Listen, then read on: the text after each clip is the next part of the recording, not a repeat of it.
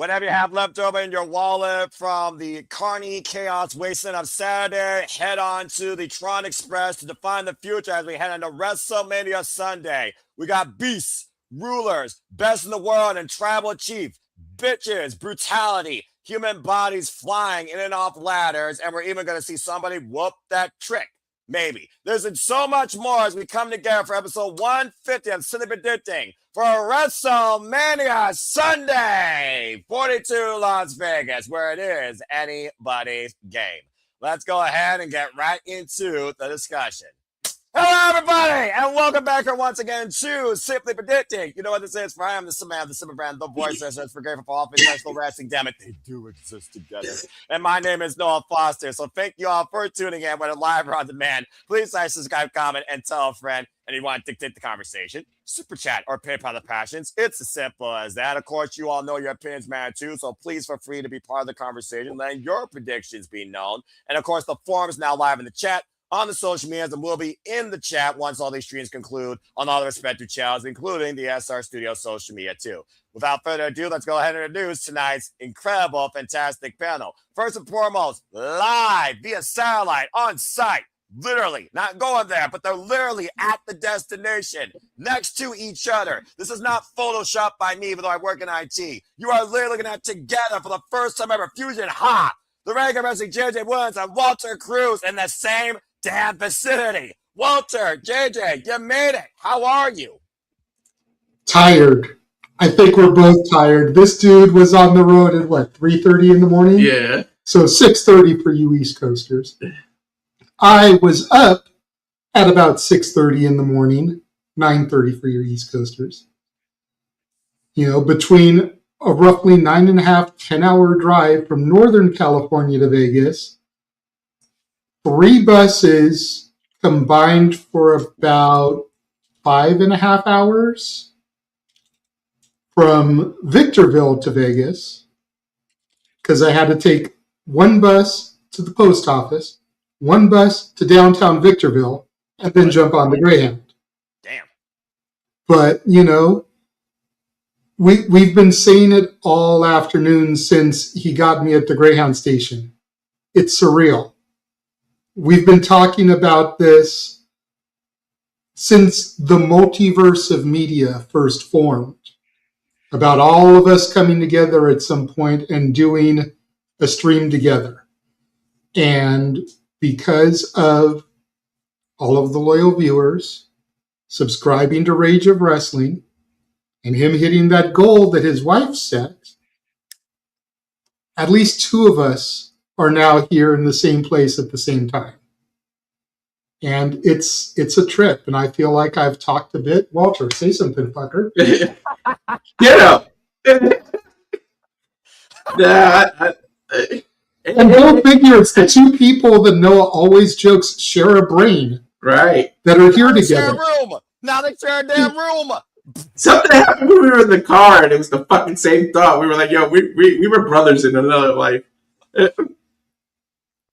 You know what? I would have questioned it, honestly, if I didn't know you all beforehand. But again, congratulations. Thank you so much for being part of the WrestleMania. Again, have the safest, most wonderful time in and out of every wrestling show and wrestling meetup live as your itinerary truly begins tomorrow with Put Mania. Stay tuned, folks, for further information regarding everything that we're going to do at the Super Liable Studios. And of course, I am never alone. And as they just talked about, the genesis of the journey, for in the beginning, there was only one person that defined a confidence, that defined a faith in us, that defined an encouragement and inspiration in us, and sometimes 0 fucks. I wouldn't want him any other way. He is not nobody I know that's famous. He is truly a humble man, a simple friend, a mouseketeer for life that works in the most magical land in California.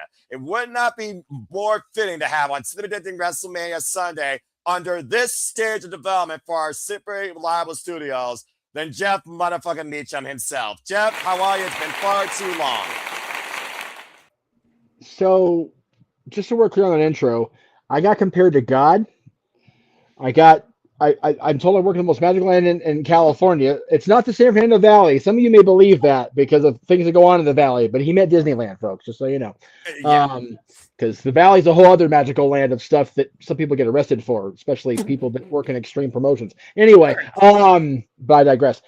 Yeah, it is. I said it in our group chat talking about all the 42 watch-alongs we're doing this week. I could not be more proud as the founder of the feast, as JJ tells me, to sit back and just see everything that's unfolded, as JJ mentioned in his tweet, in the last, almost 2 years since I was slapped on the wrist for daring just the gall of me to use my own name as my YouTube username, and Google telling me to go fuck right off about it. So, we should have been dead in the water at that point. And instead, the majority of you guys came together instead and were able to pursue and persist on without me being the primary person. And each of you in the Central Reliable Studios has taken on their own responsibilities and responsibilities of others that I could never have foreseen would have to be a thing. And as much as I boo-hooed like an idiot when you guys got to call Austin Owens out of literally nowhere 4 years ago, I think I'm going to be a blubbering idiot mess the entirety of this week, because we're able to have people on the ground and people at home still doing their thing and calling the action and keep us rolling down this wacky ass road to WrestleMania and beyond. We're doing Raw after Mania too. By the way, I need to talk to you about that. I may not be there Monday because of familial stuff, but that's still very much up in the air. Depends what the Kings do and how the playoff seeds shake out. But anyway, thank you for letting me be a small part of what I feel is such more a big deal than it ever would have been had I held the reins myself. So you guys up the top shelf are awesome. I love you three so much. I'm so happy for and proud of you. And Charles, I will forever be grateful to you for creating Charlie Brown and Snoopy and Woodstock and all those guys, and just keeping us entertained when I go to Knott's Berry Farm and get away from work every now and then. And the fact that you age so gracefully, you age like a WWE women's locker room, man. You created Peanuts how many decades ago, and you look younger than me, Buckerfeather. Like, I don't. What's your secret? He's Dorian Gray. Damn! If you know, you know, folks. Okay. But I digress. Anyway, I rambled on longer than JJ and Walter did together. So there you go. I'm going to go ahead and pass the baton now. Thank you. No problem. Again, thank you. And that being said, let's also welcome. Yes, JJ, I do see your hand real quick before I give it to Charles.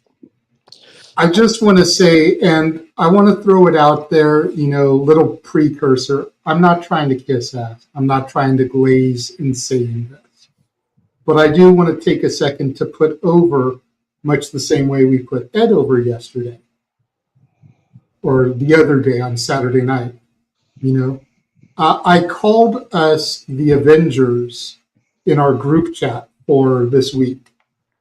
Jeff truly is the Nick Fury. Oh, jeez. He brought us all together. He saw all of our talents and just gave the little nudges that everybody needed to come together.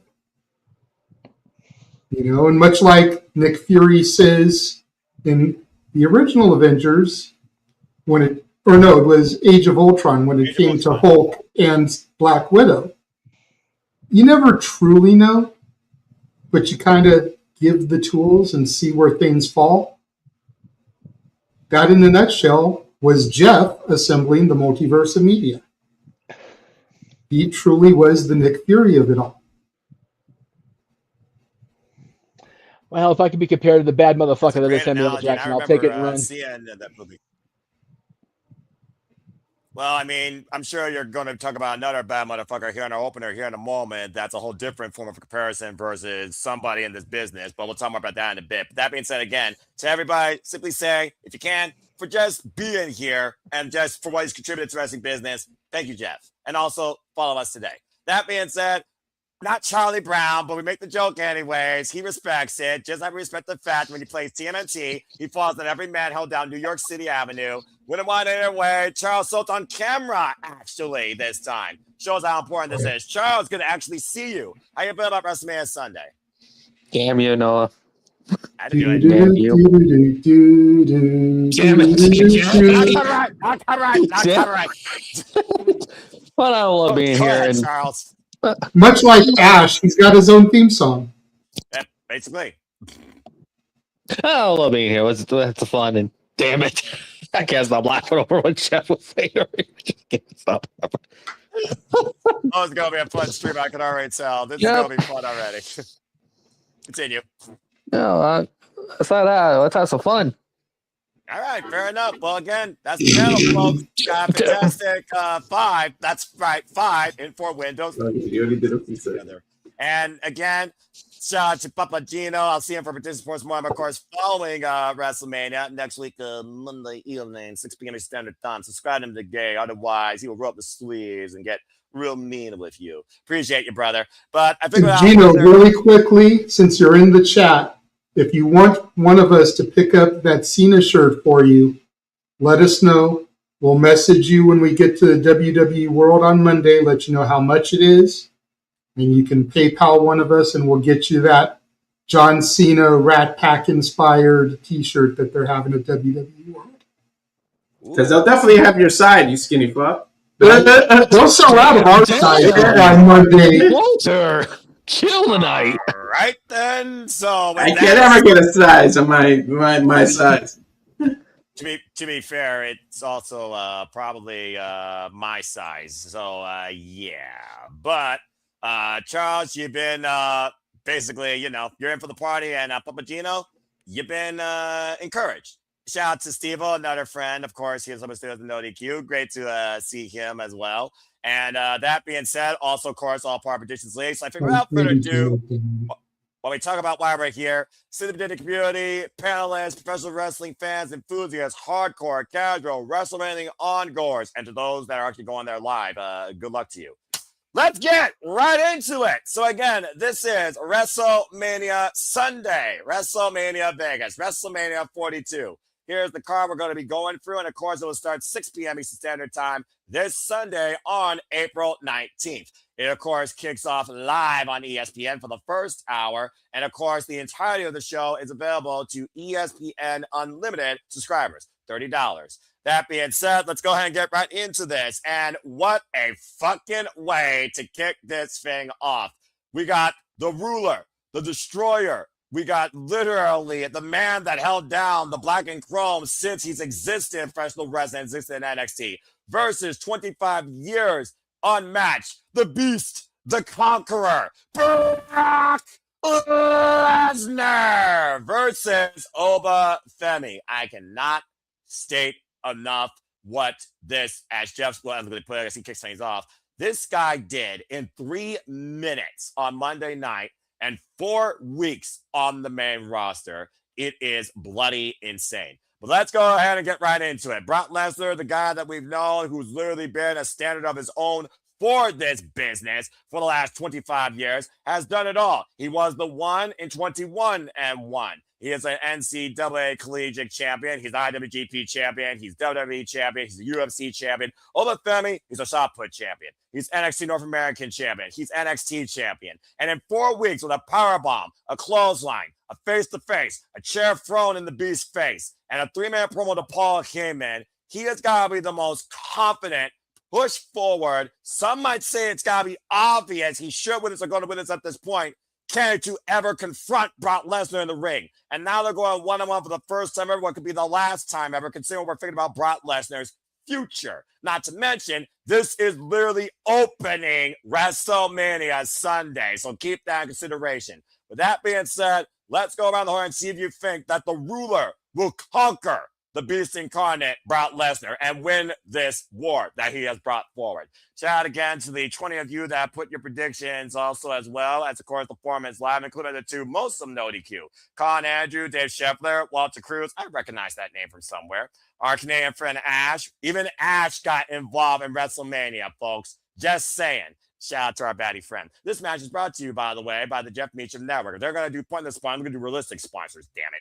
And also, Christopher Rocks, Alistair Keeper, and others. That being said, Jeff Mother Evan Meacham, you have called this man a damn motherfucker since the first day you saw him. Now he's on the grandest stage of them all in WWE against the Beast Incarnate. This could literally be do or die for the greatest commodity in modern day WWE that they could have for the future. So bottom line, Jeff, does Femi beat Brock Lesnar and conquer him?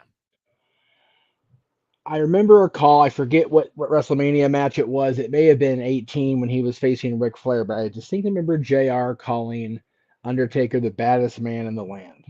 And at that point, he was. It was also the day before Brock Lesnar debuted on the main roster back in 2002. It can be argued that since that point, Brock Lesnar has been the baddest man in all the land. That guy, yeah, he took an 8-year hiatus, but it wasn't exactly a time off, picking flowers and going on strolls with his wife. He was, hunting his own food in Canada and in Minnesota when he was living there, and going into the octagon and whooping ass there. Brock Lesnar is no small mountain to conquer.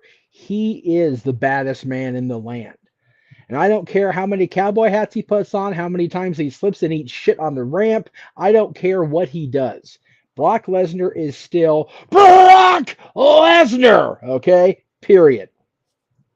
Having said that, I have said from day one, not ish, we'll get to the Usos this weekend, Femi is a bad motherfucker. And he needs to be the baddest motherfucker he's been going into this weekend. And so far, he has been. I don't care how loudmouth or more loudmouth Paul Heyman gets. I don't care how confident Paul Heyman appears to be or how badass Brock Lesnar continues to be. Those two are worried. And I say that because Paul Heyman offered to take up being the advocate or the counsel or the wise man or the oracle or the whatever the hell for Femi after he loses to Brock Lesnar. No, Mr. Heyman, as Cody Rhodes would say. I think you need to worry about how your best friend is going to pay his bills when he's laying in a hospital bed in downtown Nevada after Femi whoops his ass. The show is not opening WrestleMania Sunday because Brock Lesnar, if he doesn't main event, he's going on first. It's opening WrestleMania to make sure they have time to get Brock Lesnar down the street and into intensive care. Damn. All right.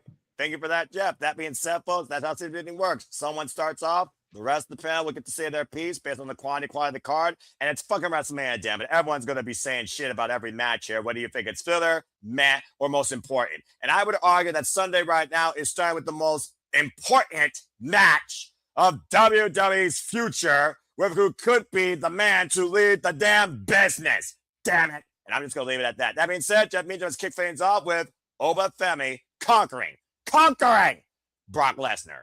All right, let's go to the double frame here with the regular wrestling JJ Williams and Walter Cruz and see if two minds think alike. This should be very entertaining, to say the least.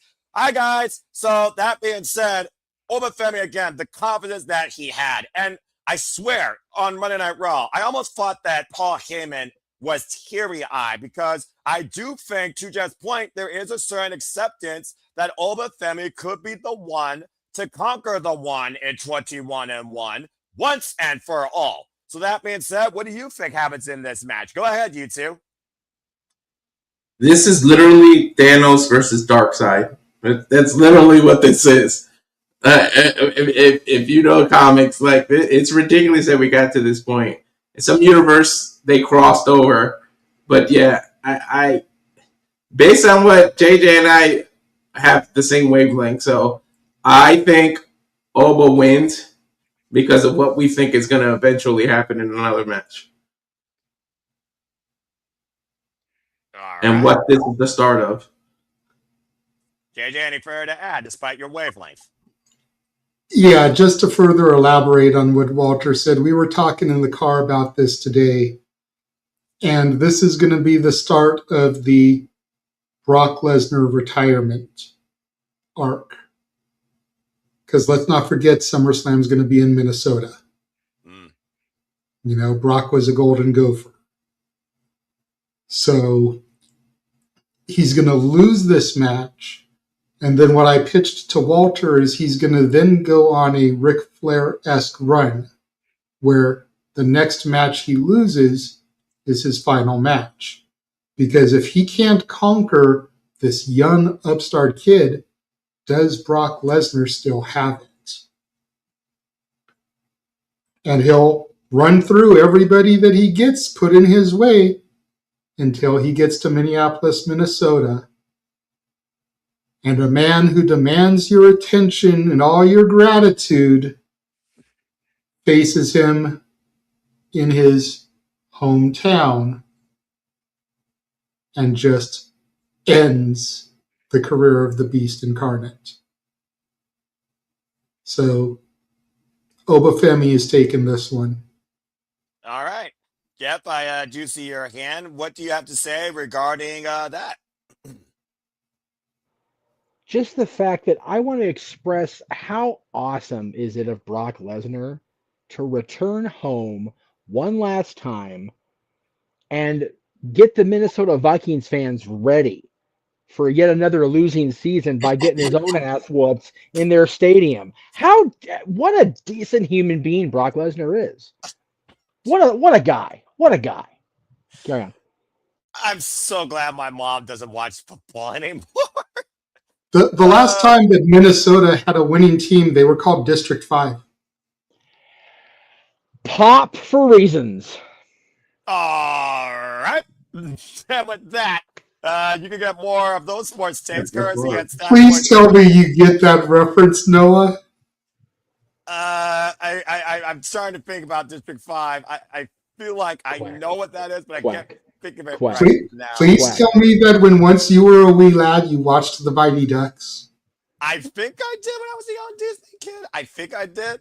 But again, it's been so long. I mean, the only duck thing I remember is Darkwing Duck, the only duck that mattered to me. Okay, well, I'll accept you on that. But if you've never seen the original Mighty Ducks movie, you need to go watch that.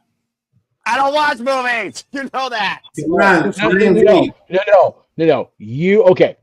Noah, I never tell you have to because you're your own person and I respect your choices and wishes in life. Yeah. You have to see this movie. If Aaron Rift can go to a hockey game and fall in love with the sport, you can watch a fucking hockey movie. Valid as hell. And hey, you know what? I know a guy. I'm in tight with Coach Bombay now. We've got a rapport now. So you gotta make me look good in front of my people here. You know what I mean? I'll consider it. All right, that much I will say. I'll consider it. Bullshit, maybe the next time little Ella comes over because she's a modern day Disney girl. I'll bring up Disney past her and see if she'll even sit down and watch it because she'll actually give me a reason to watch something Disney with her. I'm here for it. All right, very good. Thank you for that. Shout out to got to give the people what they want. All right, I'll try. I can do that more than enough here. Things I do for friends. Shout out to Arlene Dominguez in the chat and Ribshot. Ribshot also following the JJ Walter Cruz wavelength of ESP, saying that Gunther retires Lesnar. Again, folks, to be Eternum, Pokemon black screen, ... yellow text. And Arlene saying, but should win, but I think they're going to give it to Brock. Okay. I love when super predicting is not unanimous. Brock legit thinks he could beat up everyone. I doubt he'll ever agree to does he still have its storyline. Never say never, Ribshot, and this is the WWE. They're willing to do anything for a pop, a moment, or a ticket sold. And also Safet is right now busting over in the gut. All right, Charles, with that being said, so far, according to 20, it's not unanimous. 50% went with Brock Lesnar. 85% though went with the ruler, Obafemi. What Obafemi's done, though, like I said, in a month, if that does not care to be in the next big thing, I don't know what does. So, Charles, what do you think? Easy enough. Obo's win this. And as far I'm still might be the only person on the planet still thinks Gomes going to tap on Brock at SummerSlam. Clean as a whistle. You heard it here first. Someone typed that. What? I mean, and you're not the only person that thinks that's I am here for it. Thank you. but he taps. Like, I am here for that. That if nothing else makes Gunther, that makes Gunther. Holy shit. Exactly. When was the last time Brock Lesnar tapped out? It's got to be either Angle or Undertaker, right? I'm pretty sure it is, though. Yeah. Angle. It's got to be Angle. Well, Angle did it for sure. I just don't remember if Undertaker got a tap out from him when he made that comeback after the streak loss or not. Like officially. Oh, with the choke that he did. Hell's Gate. Hell's Gate. It was a pass you know out. what? I think Undertaker tapped to get Lesnar to break the hold. Yep. I think is what happened. SummerSlam. Yep, you're right. Yeah, okay. Okay, so Angle's the only one to make Lesnar tap on WWF. Listen to me, Jesus Christ! I just reverted WWE television. So hey, if Gunther does it on Lesnar's way out, Gunther doesn't have to retire anybody else ever again. Ever. He's fact. Made. Did he who shall not be named ever make him tap? I don't think he did. Why would he should not be named? I don't think Benoit ever did make Lesnar tap that I remember. Actually, he did. And Survivor Series match. He made a tap out clean as a whistle. Wow. Benoit's the one that made him tap a Survivor Series. Okay. All right. Man, time's crazy. Okay, so nobody in living memory except Kurt Angle. So yes. Yes, basically, yes. Okay. So Lesnar tapped to himself, basically. Valid. You know what? If Benoit can capture the world championship by having it float from the garden to, or if Orton, never mind. You know what I'm trying to say. I know. So Randy Orton walking down the ring in Toronto, Ontario, Canada, in those god awful peach trunks, finding the title in the ring, and then ascending the turnbuckle and posing with it. That's what you're trying to get at, right? That's what I was trying to say. If that can happen, then you know what? It was the Invisible Man, that son of a bitch. He's going to retire Sandman after having made Lesnar tap out. That bastard. We still need that rematch with the Invisible Man, the Invisible Stan. Hey, I don't want Invisible Man on my dude. He scares me. Like, he already beat up my guy Jason the Strife. Poor Sam, and I feel so bad for him. They did a watch along of that match last night on the GCW World podcast. Is that not some shit? I told you. Awesome. I was about to say, for all we know, the Invisible Man is vacant. For all we know, the Invisible Man is right here. I was gonna say, watching. We are in Vegas, and so is he. I'll wait for you to make one mistake or something, and you'll probably smack your pulse in the chair or something that you know about. There might happen. About to say, if the feed cuts out, we know why. Give them the last rights. That being said, I also give last rights to Brock Lesnar winning at WrestleMania. I completely agree with all of you. I think Femi has to. If the word has any predominant meaning in the dictionary, 100%, in reality, this has to be a fact. This has to be a win. I don't care how. I don't care how you deliver it. But damn it, Femi has to win at WrestleMania, or we are going to question WWE for the rest of our lives more than ever when it comes to what the hell are we watching, who truly is going to be the future when you don't have 50-year-olds allow your main event and 26-year-old annoying children on social media influencing your WrestleMania card. The bottom line, with all of say it like we don't already question WWE. Well, true, but this would make sure that people would never stop questioning it in the worst way possible, to the point they may have aneurysms. So that being said, Femi has to win this in my mind. No offense, Jeff. Nothing but love and respect for you. I know you've had more than enough of those. God bless you. But it's just one of those things right now with what they've done and everything that we figure about with what's next for either man. Femi just starting, it's got to be his time. He is truly the next big thing. He's been baptism by fire in Madison Square Garden. He did his only promo on the main roster, killed it, and encompassed everything about his character, Brock Lesnar, this being business, and why he's here for it. Not to mention, he has been heavily endorsed like nothing by the WWE Universe, faster than you could say, whoop, that trick. I haven't seen some... don't start with me, Booker T. I haven't seen something like this since I... Oh, yeah, man. Oh, God, I forgot I got to deal with this on Sunday, too, with ass. That's right. Shucky ducky quack quack dog. Where's my DoorDash? We'll You get thought him you were some safe. No, outcasts. you thought you were safe with those. You thought you were safe tonight. Damn it! Anyway, You'll never be safe on these. Ever. I'm never safe when it comes to professional wrestling because I'm a fan of this crazy shit. That being said, Femi wins. It's as simple as that, 110%. If that don't happen, good luck, WWE. All right. Good Jesus Christ. Well, that was a car wreck and a half with the Booker T gimmick. By the way, go check out Stephanie Valkyra's sit down with Chris Van Leet on Inside, where she talks more about Booker T's influence and her rise in WWE, etc., etc., etc. Yeah, Walter, you don't get to call that. Ha ha. God damn. Okay. Wow. I get to see other stuff. Yeah, exactly. Wow, Noah. You have to be like that. He's going to see lunch. I'm not even going to say it because I still don't believe that's a thing. That's weird beyond I love belief. to catch stuff out there, buddy. It's Las Vegas, and I don't know I think why. I'm going to see enough ass to replace it. Oh, yeah, then. They like it. Why are we on screen? Anywhere. What happened all of a sudden up there? We're talking about Stephanie McCurry. All of a sudden, the screen goes dark. What the fuck? Yeah, they might be probably trying to avoid the Invisible Man or something. They like it. Well, you all like that, like Sir Mix-a-Lot apparently, but I'm going to like this human car wreck. Let's go ahead and talk about the shit, other no, I'm in matches. hip-hop reference. Oh I'm here my for it. God. I'm here for it. Noah's making hip-hop references on a Tuesday. Let's fucking go. It was one of the only songs I ever heard when I was a young kid. I still question myself watching that music video to this day. Thanks, my sis. That being You were said, watching that music video as a kid? I question your sister. Fuck that. You question I was it. I watching think that as a everybody kid, here too. questions at that point. And you wonder why I turned out the way I turned out. I don't know. I It don't know was the how. weed. I Now I'm don't know going to how. ask. I don't know how I became the same one out of this family, both here in wrestling and this internet family, and both of my actual one. But that's a whole different conversation another day. So let's go ahead and talk about the ladder match. Yes, please. God bless it.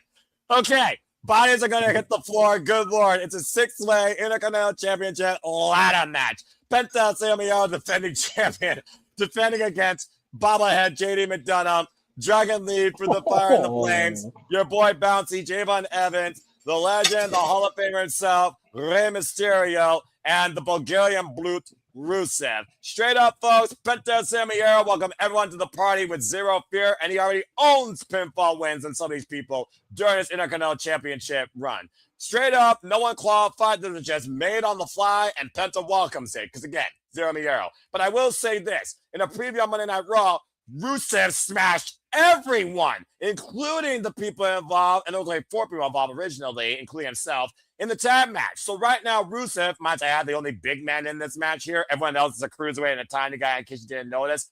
He smashed everybody. So you might as well call it 5-on-1. Now, the beauty of these multi-person matches, as no DQ tradition, since the field is 6 or more, you get 2 picks. You got your secondary worth 1, your primary worth 2, and of course, you know the only way to win these, climb the ladder, seize the gold, and survive the trial up to it. Because some people's careers have been shortened, if not ended, in this shit. At WrestleMania. Hello, Jeff Hardy and Edge. That being said, let's go around the horn and see what you all think. This time we're going to start with, well, you got to pick 2 picks. Why not have 2 men try it first? JJ and Walter, go ahead. What are your 2 picks for the Intercontinental Championship ladder match? See, they're both the same thing.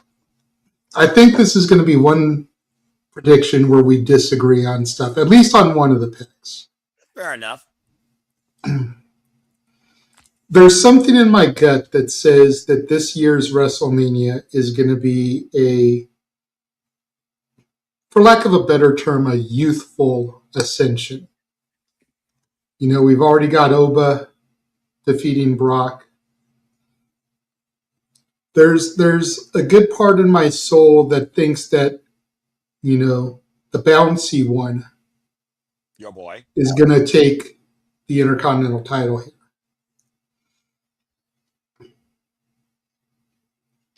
So that's my number 1 pick. My secondary pick, and if I was on my own laptop, I would bring up the Emmanuel card here. Uh-oh. Oh no! Oh no! And he's not even here. Oh no! My second, no, it's not in. It's not in there. My second pick is JD McDonagh. Really? JD? Huh. Before Penta got it, who had it? It was Don Mysterio the Judgment Day. Thank you. Damn it. So yeah, I think it might go to JD. All right. Especially if, what we predicted yesterday for night one happens with the women's title. Then Dom's got the AAA Mega Championship. JD's got the IC title. And Liv will have the women's World Heavyweight title. Oh, wow. A little bit of a faction ownership here, including the women. Mm-hmm. All right. Fair enough. Well, because, Sorry, go ahead. We can't have Oba Femi, Javon Evans, and Trick Williams all win because, Triple H doesn't like. Never mind. And Brock Lesnar doesn't. At least that's what the IWC always tries to tell us, Oh, God. And Brock doesn't have a title shot to ruin. Fair enough. Noah, stop me when I'm telling lies. No lies detected. Yeah. I don't know if JD McDonagh can climb the ladder and actually pull the belt down because the weight of his forehead might make him flip forward. God damn it. Didn't want to, you fucking idiot! And we can't have Penta retain because he's teaching kids to throw game signs. We've both been doing that for the last damn decade. Continue. But no, my number one pick is actually Penta retaining because I feel like they're going to give him a little bit longer of a run because I think they're going to give Rey Mysterio a solo shot because they're going to do Penta versus Rey Mysterio for the IC title at either Backlash or SummerSlam. They're going to give us one of those big marquee matches, and I'm here for it. Those two going at it one-on-one for the IC title. There's no my mask has to be on the line. Just two luchadores going at. So I want to see Penta retain and do that. And then my other one is Bouncy. I think he's the youthful moment, and I think that the machine is behind him, so to speak. So for him to get that IC title, eventually that man might even be WWE. They might reverse what they did to Kofi. They realized the mistake they did to Kofi because of what Randy Orton said, and they might reverse it with this guy. Wow. And that's why Kofi keeps trying to recruit him. I mean, yeah, good point. Because Kofi Kingston has been very influential in Javon Evans, or at least try to be on Monday Night Raw. That's a fair shout. Well, and I think that the reason Penta's going to lose the title is they're going to use this to put the brothers together. Well, they haven't been together yet, and again, Rey Phoenix nowhere on the card. And last year, Lord knows the tag division needs it. What tag division? That is especially with all the work in AAA they're doing. You put them together, and you can have them on all the brands, And damn it! And other promotion. All right, fair enough. Well, that being said, interesting picks. Charles, I will say this: when it comes to the primary, the majority are actually going with Tide, your boy Bouncy, and Penta El Cero Miedo. So it seems like those are the key two to think about. It might be a future one-on-one, honestly, waiting to happen. So, Charles, I'll land to you next. What are your two picks towards the WWE Intercontinental Championship ladder match? Do you have a new champ? My first pick was Penta, and my second pick, damn it, JJ, I was going to play that manual card first. Well, there's only one. I was going to go with JD. My second pick. See, in another life, Charles was the third little brother to us. Apparently. The Three Musketeers, the Three Stooges, or Huey, Dewey, and Louie. You decide, folks. Still. Well, Noah, life is like a hurricane here in Duckburg. Exactly. Oh, my God. Not copyright. Anyway, continue, Charles. I'm still going screw it. I'm going with JD. Still my second pick. Screw it. By the way, if you dove in a boat full of coins, you would break your neck. But anyways. That's valid, by the way. We don't want to know how you know this, Walter. Cartoon physics, folks, don't exist in real life. And if you think they do, then you need to seriously go to a real school, not chase you. Simple as Yeah, that. physics don't exist. How Just look dare at you? Looney Tunes when they don't realize they're falling until they look down. You're right. How Then it's dare you, Noah? I will Stop stand by what I disrespect to chase stand. you. Never, damn it, never. All right, thank you, Charles. I basically was thinking the same way. I was thinking Penta regardless, because as soon as Ray was saved from retirement, get that graphic off the screen. Damn it. No, never. The keyword is never. Anyway, as I was so rudely interrupted, Penta and Ray is a one-on-one match waiting to happen. They teased it last year, for Pete's sake, at the Royal Rumble when the two-man started as 1 and 2. Ray being the most influential luchador, arguably in WWE history, towards anyone Latina or Latino now, including La Catalina that just joined AAA, might as well be WWE's version of Mina. You're welcome, Walter. Basically, I just feel like that Penta right now has been riding this wave of momentum. It's going to continue to, and I don't think they're going to turn this guy heel until he loses the title. Best chance to turn him heel, he loses the title to his idol, Estilo Nielo. And Penta knows how to go dark if you watch Lucha Underground, folks. As far as the second, he's been on the Royal Rumble. He's been in the chamber. He's been bouncing up and down over the scene. He even was damn near nearly this year's last Iron Survivor. I think you're onto something here with Javon Emmons, though, because I think there's a lot of potential. And again, Javon is also my second. It's also one of those things right now looking at opportunity to see what Javon Emmons can do with the Workhorse Championship. How does he work his way up when you think he could be a Kofi Mania moment with actually something more than 100 days behind it? I think Javon's got all the potential in the world. And truth be told, Penta, he represents AAA and WWE. Okay, he's defended against Dom, defended against El Grande Americano. I don't know if it was the original or the new one, though. I'm still confused by that. Dragon Lee. There's only one El Grande Americano. There's two of them now. There's two of them. We just There's talked about only this. one. No, there's not. I'm not going down. I'm not talking about this. The last time you had an eye exam. El Kiko del Kingo, and like I said, he's been a great champion. So, yeah, I'm going with Penta and Javon in that order. And it wouldn't surprise me if most people did that. As far as secondary, Jeff, the secondary always is like one of those things where you just like, throw caution to win or try a wild card. Don't go necessarily with the secondary safe bet. Kind of all over the place here. There's Javon, there's Penta, and there's even Rey Mysterio, who we really haven't talked about. That was just adding himself to the equation, honestly, at the last minute, where we thought this year Gunther was going to retire him. Jerry's still out. They can't trust him with that title. You look at him the wrong way, he's injured. Truth be told, how many times his knee's been injured, but he did 362 surgeries on the same knee. Oh, bloody hell. Literally, he's missed more WrestleManias than he's been in because he always gets hurt right near WrestleMania. And here we are in a ladder match. So, again, valid. Jeff, what do you think here? What's your thoughts on this field and your two picks to seize the gold? Do you got Ray in it at all?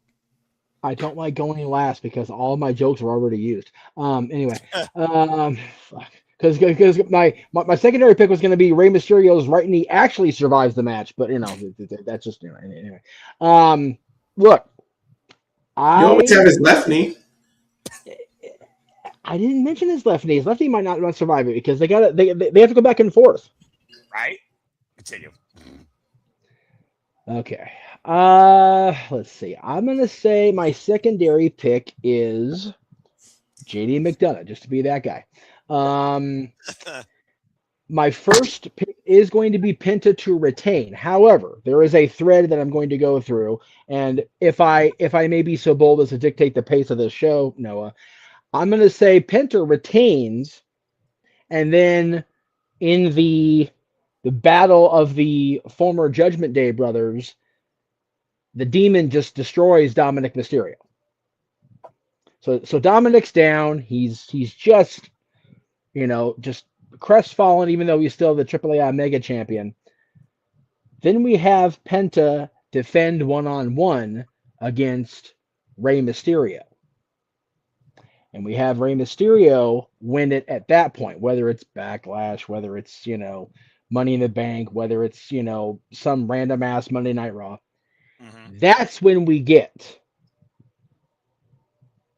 Dominik Mysterio versus Rey Mysterio, because Dominik costs Rey, and it leads to Dominik's hair versus Ray's mask and career.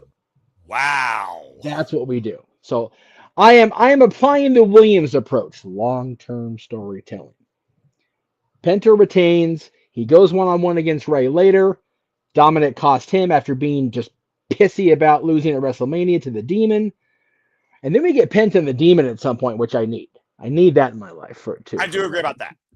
So Penta can retain until he comes up against the Demon. Because damn it, Bálor needs a singles championship. For the love of Christ, please. Even as the Demon, I'm here for it. But yeah, so my primary pick is Penta to retain, which leads to that long thread. But just for fun, I'm picking Jade McDonagh because I am actually okay with the Judgment Day staying intact and having him be champion, having Dom be the mega champion, and having Liv Morgan, who, by the way, I have now decided that for all my enemies that I still have in my life, and I know there are a few of you out there, here's the way to destroy me once and for all. You can ignite an eternal battle between my brain and my brain and my heart. Line up Liv Morgan, Charlotte Flair, and my girl Kristen, and make me choose. Spontaneous fucking combustion. Damn. Because Liv Morgan is just looking fucking ridiculous lately. But yeah, have Liv and JD and Dom all as champions. And then have Raquel be the next to be the Intercontinental champion. Or Roxanne. Well, I kind of want it to be Raquel so then her and Roxanne can implode and go against each other and then maybe trade it back and forth or whatever. But I think one of them needs to be out. There's too many alpha females in that group and something's got to give. And it ain't going to be fucking Liv Morgan, that's for sure.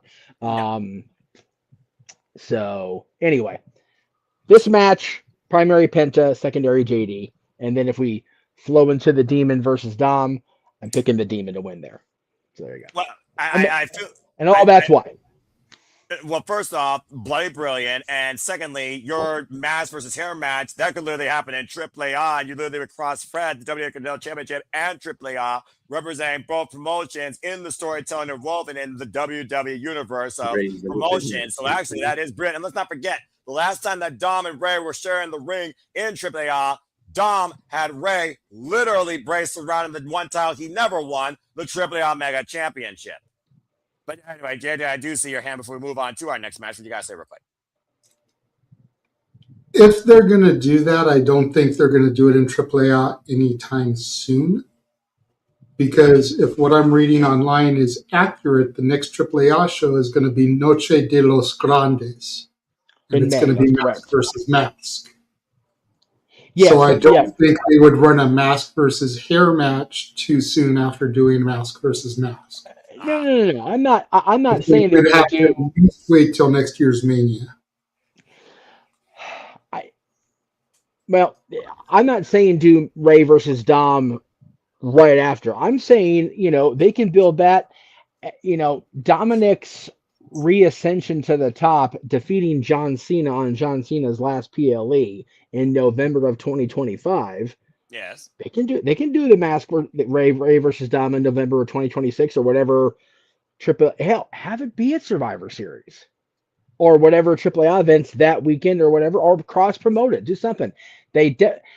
People have been up everybody else's ass about, it should have been Gunther versus Ray. No, the way you retire Rey Mysterio is have Dom do it. Gunther doesn't need Rey Mysterio in his career. God damn it.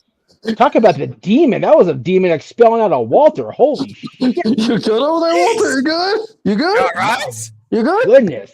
What? The Invisible Man. I'm telling you. There it is. Say, damn, check that table he's at. Make sure there's if there's any goblins, throw down a 20 on it and see, bet who can clean it up faster. Anyway, my lord. That was frightening. Yeah, right. Okay, so demons. There we go. So yeah, it's like Ray and Dom can be way down the line. I don't know if you go into next year's WrestleMania because that's awfully far away, and you're relying on Rey Mysterio's knees to last another year. Which, let's be real. But if you keep his appearances intermittent and his in ring even more intermittent, you can get into Survivor Series. Just go to bubble wrap for the year. Do what? Should have been bubble wrap for the year. I got bubble wrap literally sitting right here from a package over there. Like, I will send it to San Diego. Fuck, like, dude, hey. Like, Have it be like that movie Bubble Boy. Mm-hmm. You talking about the Hey, thick bubble wrap? hey, Stacy Keibler was in that. Why not? WWE connection. There you go. The thick bubble wrap, the tiny bubble wrap, whatever bubble wrap. We know that one thing for sure. Dominik Mysterio and this feud with Finn Balor's got to wrap up sooner rather than later. And I think the best Very is good. the Demon. Restore the Demon to his former glory back in my NXT before he became immortal, much like Asuka. Sorry, Walter. That being said, Dominik Mysterio, Finn Balor, it's the Judgment Day for Dirty Dom and his sins. I don't think much more needs to be said, considering the Demon, not surprised, literally was brought back to life, not even worthy of an Evanescence cover. Non-copyright. Again, great song. Wake me up inside. Non-copyright. Non-copyright. By the way, Afterlife is You also did it for me. Afterlife's also a banger. Anyway. Thank you. Yeah, you're welcome. Shout out to Amy Lee. It's just one of those things right now. I don't think much more needs to be said. If the Demon loses, what are we doing here? What are we doing? What are we doing? It's not Diaz de los Muertos. I mean, so it's not like we're going to honor the dead, bring the Demon back, and run this back at Halloween, whatever they might call it on the main roster. It's just one of those things, or the next resolution. If the Demon loses, then Finn Balor's Demon might as well permanently retire. Period. Demon wins. Do I really need to open this up to discussion, or can we just move on? Fuck it. It's a filler match. Anyone got an opposite thought, or we're just going to move on? Going once, going twice. God bless it. JJ. You thought. I don't have an opposite winner, but my issue with this was they announced the Demon. I think they should have left it as a surprise. Maybe teased it over the coming weeks, but then waited until his entrance to expose the fact that he was going to be the Demon. Thank you. You know, they did the promo and you could kind of sort of see the makeup starting to form on him. That was a good start. Mm-hmm. Then we could have done a promo the following week and you see like the headdress. More darkness coming out. You know, just kind of sitting there over his shoulder or something. You know, little subtleties, just, it's coming, but we don't want to just be like, hey, look, it's the Demon! Surprise! You know? Yeah. So it's like, that was my only issue with this. Like, we kind of knew, but I didn't want it to be, you know, connect the dots, la, la, la, connect the dots. ABC, easy as 1, 2, 3. Non-copyright. You know, like, make me work for it a little bit. Right. You can work for it. Walter, anything further you want to add? Since you're right next to him. Nope, Demon. He better win. Okay, there you go. You mentioned La Catalina. Did she make? Mm-hmm. Yeah. Okay. Well, JJ just wanted to make sure he made that point because, as you know, in Vegas, it's always better to be surprised when something comes. So that's good. So anyway. Especially a demon. Right? I mean, if the demon's coming out in front of you, you don't confront it. No, you never confront the demon when it's in front of you. You always get it from behind. Always behind when you come. That's right. Especially in downtown Vegas. I dare Dominik Mysterio to attack that won't stay in Vegas behind during his entrance and see what happens. That might literally be a squash match. Like I told Noah before we hit live, what happens in Vegas ends up on OnlyFans. That's probably accurate. Anyway, Charles, what do you guys say real quick before we move on? Good grief. Yeah, I still agree. They should have teased the demon. And also I love how they have mentioned, oh yeah, the demon has barely been. Even the last 2 times we saw the demon, he lost. Roman and Edge. Maybe WWE doesn't like foreplay. They like to get straight to it. Yeah.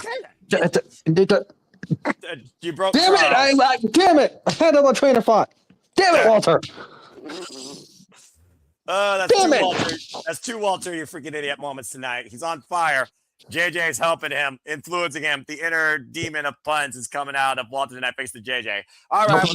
With the demon. With that being said, there must be one drunk in Las Vegas, or Dominik Mysterio must have invaded my survey, because believe it or not, it's not unanimous. One person picked Dominik Mysterio. Good luck to that soul. If he's trying to bet his house in Las Vegas, unlike WrestleMania 37 with the Fiend and Randy Orton, I think his luck ran out. But hey, it is what it is. I think a whammy is safer than a demon. If you know, you know, folks. Shout out to that great show, and rest in peace, Peter. No whammy, no whammy, no whammy. My favorite game show of all time. Really? Wow. I'm actually impressed with you, and I respect that. Okay. Yes. Now, what I don't respect is the fact that you don't have the realistic plan B, and you just go desperately against something else because your EST will have a broken hand indefinitely. So like, bring the biggest next bitch in play. Because we got the bitch versus brutality. Let's talk about the WWE Women's Champion. I want to also just say something right now. Notice it does not say undisputed. So maybe they are listening to you, at least for the women that never did that. Anyway, back to the kind of programming. That bitch, Jade Cargill, defends the WWE Women's Championship against the bringer of brutality. This year's Elimination Chamber winner against to be strong in the end. Still questioning that. Rhea Ripley. Straight up, not much more to be said. You got two of the biggest colossals in the WWE Women's division that are actually relevant, although it's the superstar versus someone trying to be a superstar. If you know, you know. Straight up, Jade Cargill, she has been holding this title because she beat an injured Timothy Stratton last year at Saturday Night's Main Event. She's had a couple of defenses, and even if you can't beat her, join them. The catering company actually joined her now as her new Temu baddies. So now we have Meacham and B-Fab to worry about, but Io Sky has also been involved alongside Mommy's side. Rio for life. And the thing, we don't have Rio because of this. Thanks, WWE. Nonetheless, can the bringer of brutality break that bitch and make this title important again? Do we want to see Rhea Ripley as a singles champion? Or do we believe that Jade Cargill has slowly worked her way up towards this WrestleMania moment to continue weathering storms of mildness on SmackDown and the limited women's roster, not named Chelsea Green because she's out injured? Again, shout out to the face of America. Let's go around the horn and see what you all think. I think it's only fitting that I start with the man that's the biggest advocate for that bitch. Hi, JJ. So what do you got to say about Jade Cargill's run as champion? Does Rhea Ripley break her, or do you have Jade making sure that she's jaded and holds on to the title? This is another one Walter and I discussed in the car earlier. And it's a very interesting proposition, an interesting match to discuss. I know that people like you, Noah, have it clear cut on paper like War Hero here in the chat. Rhea, enough said, no questions asked. But I'm going to ask a couple of questions here. Go for it. Because you know me, and you know the way my mind thinks. And sometimes I like to think about the one thing that you hate discussing when it comes to wrestling. Business. And while there have been times, like TNA last weekend, where I've been wrong when it comes to business, yes, more often than not, I tend to be right on these things. Does Netflix want to lose Rhea Ripley to USA Network?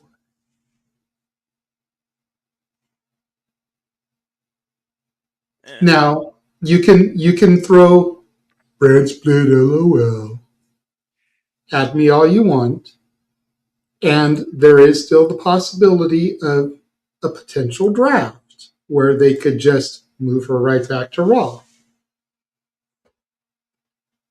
But let's assume, and I know that's a heavy word because what happens when you assume? But let's assume that there's not going to be a draft anytime soon. Does Netflix, if you are Netflix, Noah Foster, do you want to lose arguably the biggest women's superstar since Trish Stratus to the other company's show, the other brand's show? No, that's why you do a transfer portal and you send Liv Morgan to SmackDown. And you once again do what you did before. You swap. If you're Netflix, do you want to lose Liv Morgan, arguably the second biggest star? Yeah, I can afford it. Can you really, though? I think so, because I actually would try to help someone new. SmackDown is the worst wrestling show on television right now. Damn. 3 hours.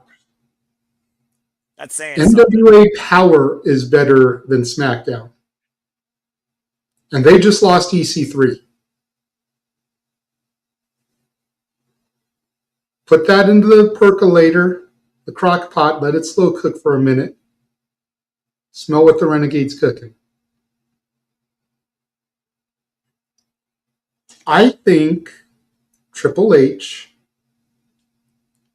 is going to pull a Tony Khan here.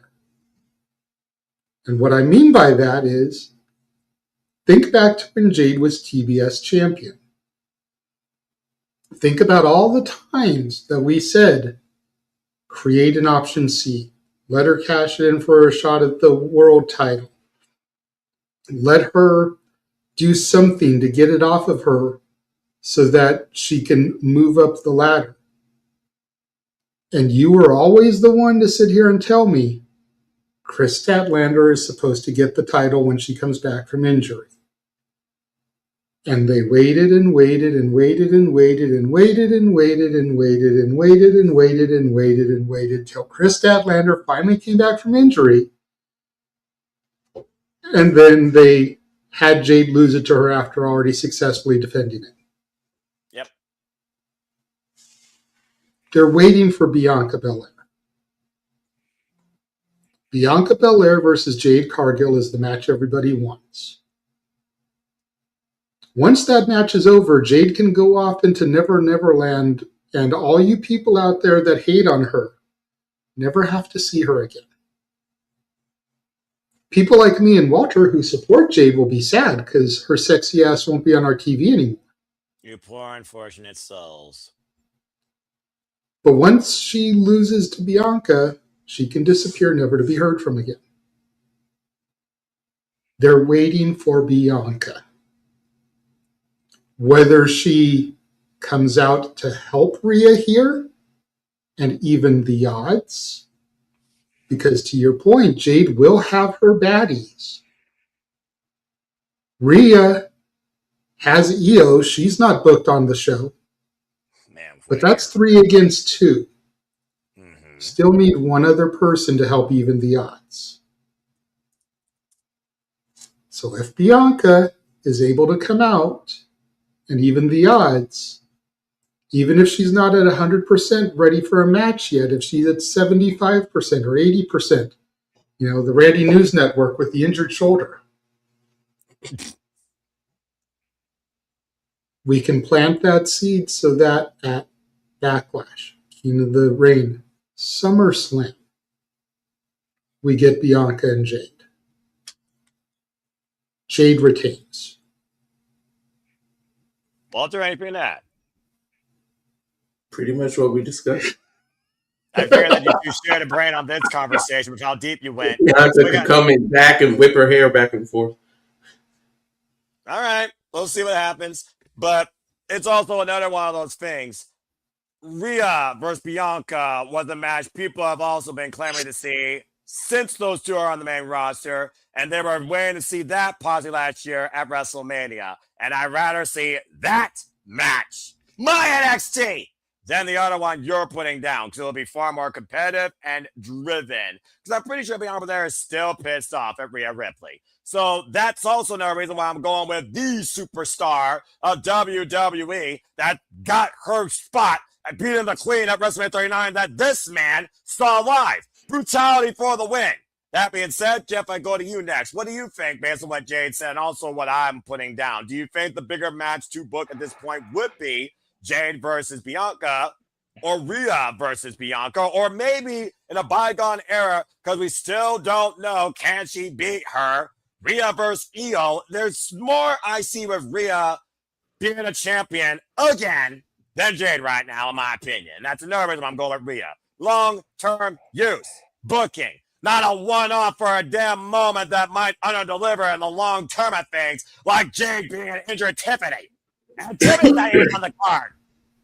Anyway, go ahead, Jeff. It's on you. You're bossing this match. It's a lot there. Okay. I think I'm more than Harvey did. I think I'm more than two minds here. There's a lot to unpack when you think about what could happen on Sunday. Mm-hmm. I love Rhea, and like as you said, I was there when her and Charlotte danced for the second time in Inglewood. It was so fucking good. Jeff, I still argue that's the best WWE women's match in history and the best WWE women's match in WrestleMania history, and it hasn't been topped yet. Last year, I Triple Threat came close. I definitely think it's in the top 5 of women's matches in WWE history. It's hard to argue against it being the best women's match in WrestleMania history. I and that's not just proxy bias. I think it was just that fucking good watching it back later. Fair. I see you at the Having said that, even in defeat, Rhea has been a badass across her WrestleMania appearances. Yep. I don't know if the character needs to be humbled with a loss, a definitive loss. I think Jade's character would benefit from a maybe not dominant, but a clear victory. And I do think that as short attention span as the general WWE universe is, I think they still want to see her and Bianca go. Does it need to be for the championship? Is my hang up. I think that battle is about more than the championship at this point because Naomi's betrayal set Jade on this trajectory, not necessarily to the championship, just on her own little revenge tour, much like Liv Morgan's had her revenge tour. correct. So I think the idea of Bianca humbling Jade is more important to my fan perspective than it is her taking the title from Jade. I think what you can do is still keep Rhea strong, even if Bianca helps Jade's loss, helps Rhea win here. And by the way, I don't know if Walter stepped away or if the background's just weird because Walter's the Invisible Man right now. Like the virtual background is scary as shit. Right. Anyway, The Invisible Man joined me. oh okay, well there you go. I'm sure he's the Well, same. in that case, what are you doing there? Run for your fucking life, Jay. For all we know, Exactly. he's a fan of JJ's mind as well. Continue, Jeff. Scary fuck. You can't see the knife in my other hand. It's, I don't want to know why I can't see your other hand. Just we're good, thank you. It's okay. I think that Bianca returns to cost Jade here. I hate that for Jade, but I think that Rhea being champion, and then you can twist the thread a little bit where Io didn't get booked. Io has been the sacrificial lamb, saving Rhea's ass, and that's how you get to the two of them tangling at the like the June PLE or even a Backlash. So you asked me what time it is, and I told you how to make the watch. The answer is Rhea becomes the champion. All right, there we go. So we got Rhea, and a Jade. So this is interesting. Like I said, I just look at, the spectrum of this for that, that for this, bulletin board, detective. And remember, the last time we saw Bianca Belair, she was just a special guest referee for Jade versus Naomi, and she still probably was begrudgingly in that position, holding Jade's arm up in victory, because again, at one point they were the trinity of that race power brought to you by Wingstop. But it just feels like, I don't know. Right now, I just look at things and I think Rhea being champion again makes things a little bit better when Jade at this point, she's already going to have her baddie. She's going to be pissed up as it is. Bianca's a foregone conclusion. She's got her Timu baddies to help keep her out wherever it's at. So there you go. That being said, it is also not unanimous, and I will give it to JJ once I give this a little bit. It's 2-1 in favor of Mommy, because we don't want to see Mommy back on top. 65% for Rhea, 35% for Jade. But what do you guys say real quick, Jade, before I give it to Charles? I just wanted to touch on the greatest women's match in WWE history comment in WrestleMania history, because I do have one that at least I feel tops that. Do tell. And it's going to surprise people to hear this name come out of my mouth. Sasha and Bianca. Yeah. That was a really good one, and that was a great moment. And a first moment, too. That was special. All right, I'll give you that. It brought Charles back on screen because I praised Sasha Banks. He had to pop his head out of the manhole like the pizza delivery guy was rolling in. I didn't do it. I didn't do it this time. I mean, JJ, to be fair, you're praising Sasha Banks pre-walkout, which is not, so crazy. Yeah, that's fair, too. All right, well, fair enough. Thank you for that. Thank you, Walter. I honestly thought the virtual screen phased him out. I didn't know he was legitimately gone. Okay, I feel good about was in the other room. my eyesight. The invisible man was bothering me. Just remember, wise men say forgiveness is divine, but never pay full price for late pizza. Valid. Damn right. Pizza's never late because it's right up my street. That being said, Charles, it's now on you to bring us to our final destination on predictions here. We got a Jade and a shared Jade, a Rhea, and more people are going with Mommy. So do you want to see Mommy back on top, or do you think Mommy gets jaded and is stuck on the bottom? Well, I guess it's time for me to go into crazy territory. Maybe fancy booking territory, pulling a JJ card here. Hanging out too much with him, but anyway, continue. One, I do expect Jade to retain. I do. And afterwards, I might expect Bianca to return. But she's going to attack Rhea instead. Oh, hell no. Because was it correct, bro? Who landed on Bianca's hand during that triple threat match? It was. Oh shit! It was Rhea. Exactly my point. Oh damn it! We can hold on quick with Bianca and Jay for a bit because Bianca has whenever forget about the woman that took her out in the first place was Rhea. Just saying. You got a standing ovation, Charles. Crap. Somebody hit the theme song again. Thank you. Right. I've been thinking about this for a while. Come on, everyone's got to do the little corny dancing. Oh my gosh, this is the first right here. Continue, Charles, before we move on from this soiree. But Jeff doesn't know how to do peanuts dances. He works at Disney. Oh, buddy. I've been literally thinking about this for a long while. I'm like, he's got to do the hot dog dance. All we got to do is put some dirt and flies around your head virtually. It'll jump right now. Just do it. Continue, Charles. Conclude this. Oh, but yeah, I expect Bianca to return, but to go after Jade. Not Jade, Rhea. Because makes sense. Because Bianca would be like, I've been gone for almost a year now. And it was because of you. Keeps Bianca away from Jay for a while. Yeah, let that big pop happen and then let it die down and turn. And then it gives people something they've wanted for a while. Bianca is heel on the main roster.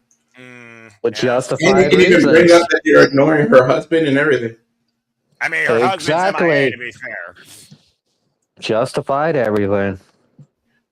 Oh, there's too much justification for this now where I feel sick to my stomach that I'm like, fuck it, do I want the point or do I really want Mommy back on top?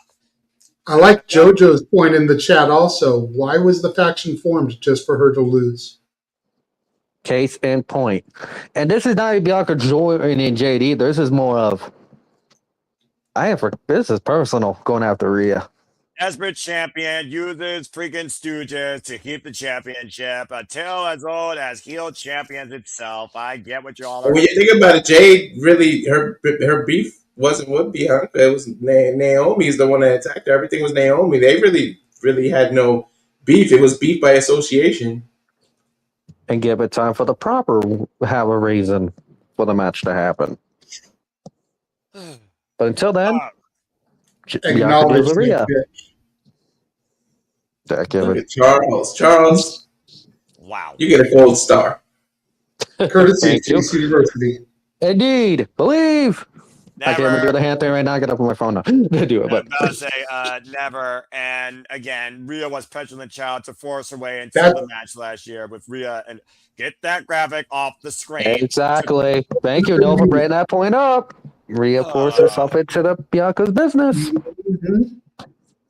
All And right. it makes full circle sense. I see y'all's point, but Arlene also just pinged in, and she says that mommy wins as well. So hopefully we're right. But that being said, the hell? That's an accident. Shenanigans. Who the hell Who's did that? pushing That was an buttons? accident. It was an accident. I was trying to click comments. All right. That Fair finger enough. alert. See? You're good. Fair enough. Thank you for that. Okay. But Damn that it, being Walter, said, quit fingering the button. Hey, wife's a few miles away. I can't finger anything else. Don't out yourself on the air, dumbass. Like, what are you doing? Jesus okay, Christ. so now we know what Walter likes to whoop. She's in the chat though. Apparently. Look at that chat. We didn't need to know that information, but we just did. Well, that Nice being job, said, Walter. why Walter likes to clap that like, let's whoop that trick and see what happens with the United States Championship, shall we? Jesus Christ. As Really Sami gonna Zayn, whoop that trick in a minute. oh God. If this Well, back isn't to this. if this one isn't anonymous, I'm going to reach to the virtual screen and smack whoever picked Sammy.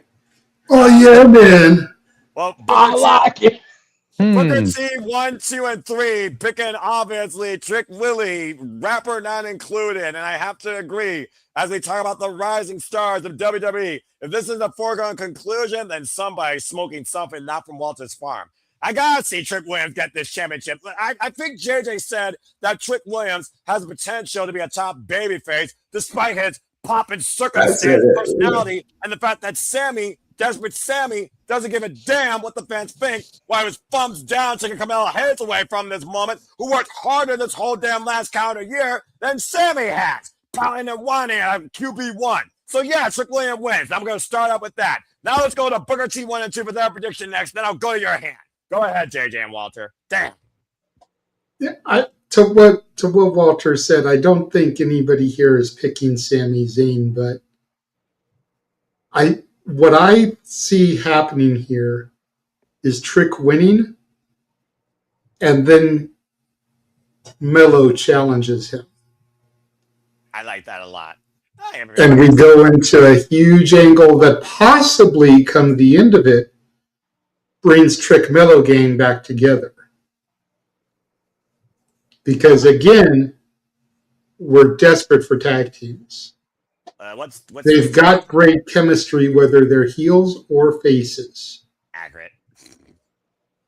So Trick gets the title. Melo feels like it was all a ploy just for Trick to become champion. Right. Trick cost Melo the title, cost Melo the rematch, took the belt from Sami. So now you've got Melo versus Trick, because Melo feels like Trick is the reason he's no longer champion. Right. And come the end of it, they have each other's respect again. Full circle moment. I mean, just like whether Trick loses the belt to Melo or loses it to whoever, once Trick loses the belt, they come back together and Trick Melo gang is back as a team. I would love to see Trick and Ela run it back, but go ahead. You call him Booker T Jr. One of Booker T's most famous things was a best of 7. You do that between Carmelo and Trick, and then they shake hands. They go to be teams at the end of it. I really do like that idea a lot, and we haven't had a realistic best of 7. Actually, I took that back. The last best of 7 was literally Andrade El Idolo and Carmelo Hayes in a former life.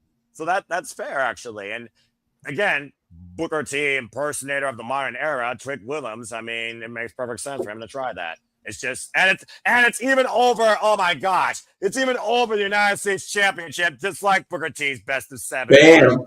Damn. And Lash can be his Queen Charmel. The valid, actually, to be fair. And with that, oh yeah, man. As Jeff says, I like it. Jeff, I'll go to you next to add any further thoughts. Anything? I like it. Lash too. Shit. And then Lonnie once she comes up. That's Mella's Charmel. You're gonna build some mixed tag team warfare there, possibly. I am picking Trick for all the reasons, and also I'm kind of fond of the stadium in Vegas, even though I don't like the team that plays there during the NFL season. But if Sami wins, fucker may implode. So I'm picking Trick. To be fair, I don't think Vegas likes the team that's there. No, you know what? No, they're happy. No, Vegas now has a professional hockey team, a professional baseball team, a professional football team, and they're going to have a professional basketball team as well. So Damn, they're gonna have everything. Vegas has long been the fight capital of the world. They're finally getting pro sports. Yes, it's the Raiders. It is what it is. The Raider Nation, the true Raider Nation with the silver and black face paint. They a little cray-cray. They got WNBA too.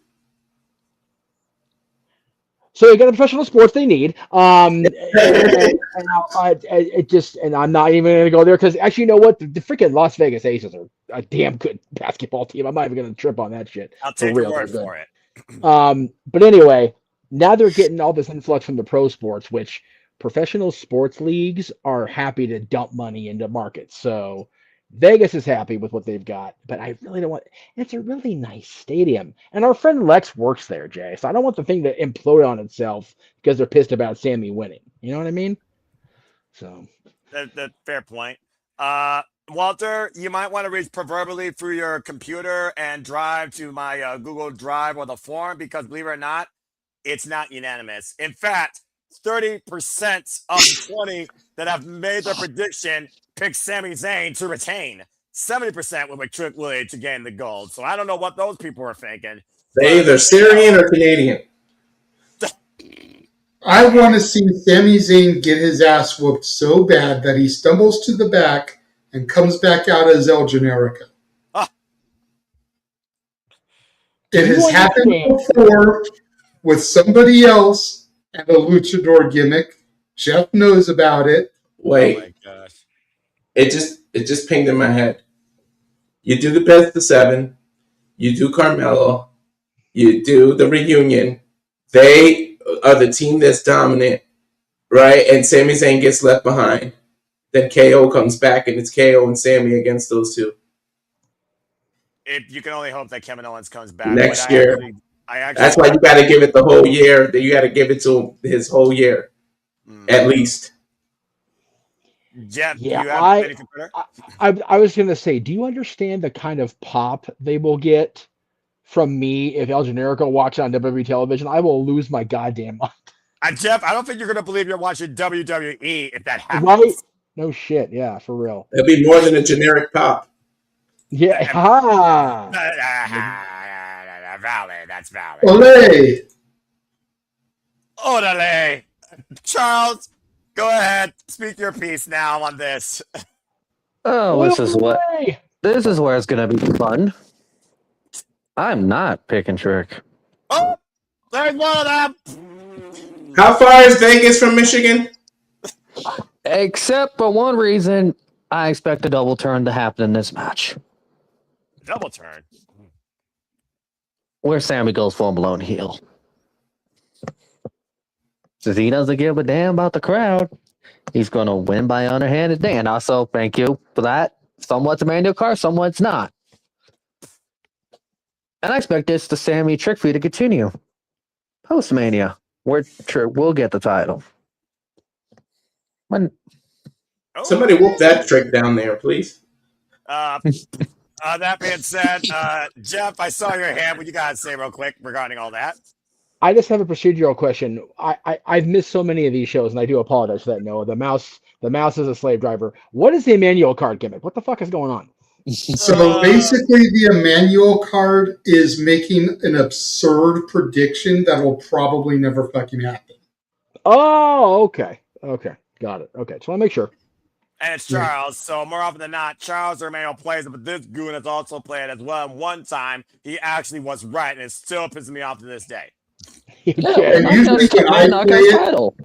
usually when I play it, I have the Yu-Gi-Oh card like face down that I'll submit at the end of my turn when I know what Noah's match order is going to be. God damn. That way I can be like, at the end of my prediction, be like, and I played this card face down. That's wild. Usually he knows that means that come the next match, I activate my Emmanuel card. He played the trap card the wrong orientation. It is not landscape. It's fucking portrait. You idiot. Woosa. Tranquilo, I'm brother. not love how he's OCD, angry. but damn it, I used to watch Yu-Gi-Oh! I know what the damn cards on the play. Noah. First of all, breathe. Tranquilo. Bring it down a couple notches. Your blood pressure. Okay, take a deep breath with me. Ready? I'm fine. Echocardiogram on Thursday. I'm freaking fine. Bloody hell. I never played the card games. I just found an upside down card and I used it. Well, she freaking has. Shout out to the Tula who's actually Yes. Shout out to the mighty Pink Ranger. That's right. Yeah, Attila. And this match was brought to you not only by Whoop That Trick, but to that Raiders of Wrestling. Subscribe today when it's wrestling time at Raiders of Wrestling. There you see on the social medias. Our Mind Moving Pink Flower fan will be back here soon at Zimbabwe Studios. Please stay tuned as she continues also further occasional pursuits, much like Arlene Dominguez. Much love to you, my friend. Cheers. And get that graphic off the screen. And Noah, are you so confident that Charles is wrong that if he's right, you end up doing a peanut dance on the shenanigan? God damn it! You're really trying to go there with me for a WWE prediction? Full on Linus holding the blanket. Am I? You know another great game. You know what another great game show was where people thought I was the banker himself. It was hosted by Howie Mandel, and it had 2 words in its 4-word title. So here's your answer. No deal. That being said, moving on from there. Good bloody fucking hell. Whoop that trick. Don't let Charles be right. Okay. Well, we've had a lot of great fun. We've had some tomfoolery. These guys are literally live, sharing their brains side by side. Lord help us all. Datilla, you've seen a Charlie Brown cartoon before, right? You know when they're doing the dancing?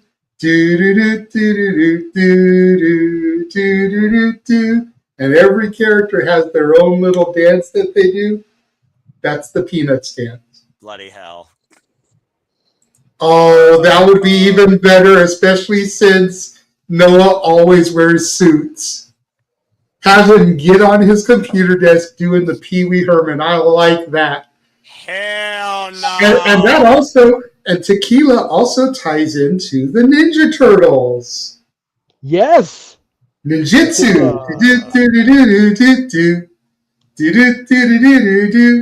All right. It's not unusual that I'd rather be in bed. Let's go ahead and move on from there. Non-copyright. Charles, I see your hand real quick. What the fuck you want to say? Wow. I like He how was still on his prediction. Exactly. You have to be that much of a reason why I expect the double turn is simple. How the crowd just loves Trick Williams. You don't even have to change Trick at all. Honestly. The crowd just, if you do the double turn, just go full blown with it with Sami being a heel. Honestly. Yeah. Literally. All I need to do. Because Sami needs to change up a bit. So it's like, lean into it. And also, thank you, Phil, for that one. I know that reference too. It's not like us to say sorry. Exactly. Jesus. But yeah. That's why I expect the double turn to happen and Sami keeps the title. And half the feud keep going. So you need to start Carmelo Hayes in there too. This is why I blocked a longer timeout to the household. Knew I was going to be on the show longer than I would be for the no DQ stream. Yeah, exactly. And I saw how long y'all went on there. We're about to acknowledge our freaking match of the weekend. So that being said, thank you, Charles. And again, continue being crazy, but there's a reason why you're just an observer and not a participant in cleaning prediction leagues, and I hope you never change. That being said, Tatilla, stop with the Nickelback references, non-copyright. Despite the fact one hates them from Canada, people still listen to their music. If you don't, you're a liar, and you know it. That's why they finally brought Nickelback back to WrestleMania. What a fitting theme for once, not the weekend, for Pete's freaking sake. Anyway, that being said, going into the weekend. That you don't want us to do more Nickelback references. About to say, too bad. Stay tuned, folks. Tomorrow, when the Simple Level Studio starts their watch-along schedules for all the following shows, we got Burn it to the Mania, ground. Dragon Gate, Hybrid. That was such a Just good look at call. photographs. I'm sure you'll get more than enough photographs in Las Vegas where you want to be a rock star. Thursday, of course, we have Progress, WID Showcase, House of Glory, and Ladies Night on Title Match Network. Friday, it is a GCW collective with Lucha, Bloodsport, Spring Break. We go to Juggalo Championship Wrestling, and I bring you Japanese wrestling coverage with Stardom. And, of course, it all bleeds into WrestleMania weekend with more GCW and Wrestling at the forefront with Effie's special and the Immortal Clusterfuck. Again, the GCW Forum is live here in the GCW League. Again, JJ and Walter have a great time as we culminate things with Spark Josie, possibly, and WrestleMania Vegas. And that being said, let's go ahead now and move officially into our main event for the entirety of everything wrestling for fucking WrestleMania weekend. Las Vegas, truly go all in. Good luck. Let's see who you acknowledge, who is the best in the world, who fixes things or continues the way business should be run, in their opinion. It is finally time to discuss and bring forward Roman Reigns, our tribal chief, versus the best in the world, CM Punk, for the World Heavyweight Championship. How can envy and humility belong in the same sentence? Look at the journey and the story this year alone with these two men, with Roman Reigns winning the Royal Rumble and literally answering to CM Punk, I choose you because I hate you. It's literally a story defined on hatred, but also maybe a little bit of clarity. As we heard CM Punk not tell no lies and talked about how much he envied Roman Reigns because he wasn't born into this royal family or any sort of royal family. He created his own family through wrestling. But the bottom line, Roman Reigns says, all you've done is continue bringing WWE to irrelevancy. And now we're going to fix the 2 months that you fucked up. So the bottom line, guys, do you acknowledge your tribal chief to be, once again, the man, the World Heavyweight Champion? Or will CM Punk's dream continue to be a dream come true? And will he win in his first ever true main event, walking in as champion and walk out with the gold too? There's a lot to break down. There's a lot to think about. And there's a lot I'm sure you want to discuss regarding how we went into this and what can come out of it. So without further ado, let's go around the horn and see who you believe leaves, truly as we call it, the face of WWE. And it's only fitting that I start off again. Like I said, the first match started with him. It's only fitting I start off with him for this one. So, Jeff, bring it home, bro. Good luck. What you got to say regarding Roman Reigns and CM Punk and the World Heavyweight Championship as we know it? Well, let me start about real quick. I did send both you and JJ a message with an additional shill. So just whichever one of you can get into the room first. I'll have that in addition to, because I know the watch long is going to be shilled. I'm already part of those. So like, I don't need to send my extra graphic. You guys have enough shit to deal with as it is. Anyway. I got you. Continue. Thank you. So I want so bad to not be mad at Phil Brooks, but I am.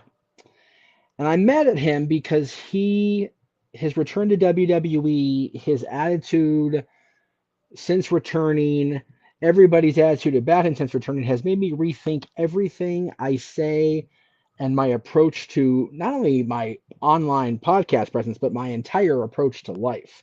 And what I mean by that is I was so quick to jump to attacking him and attacking his part in what happened in Chicago 4 years ago.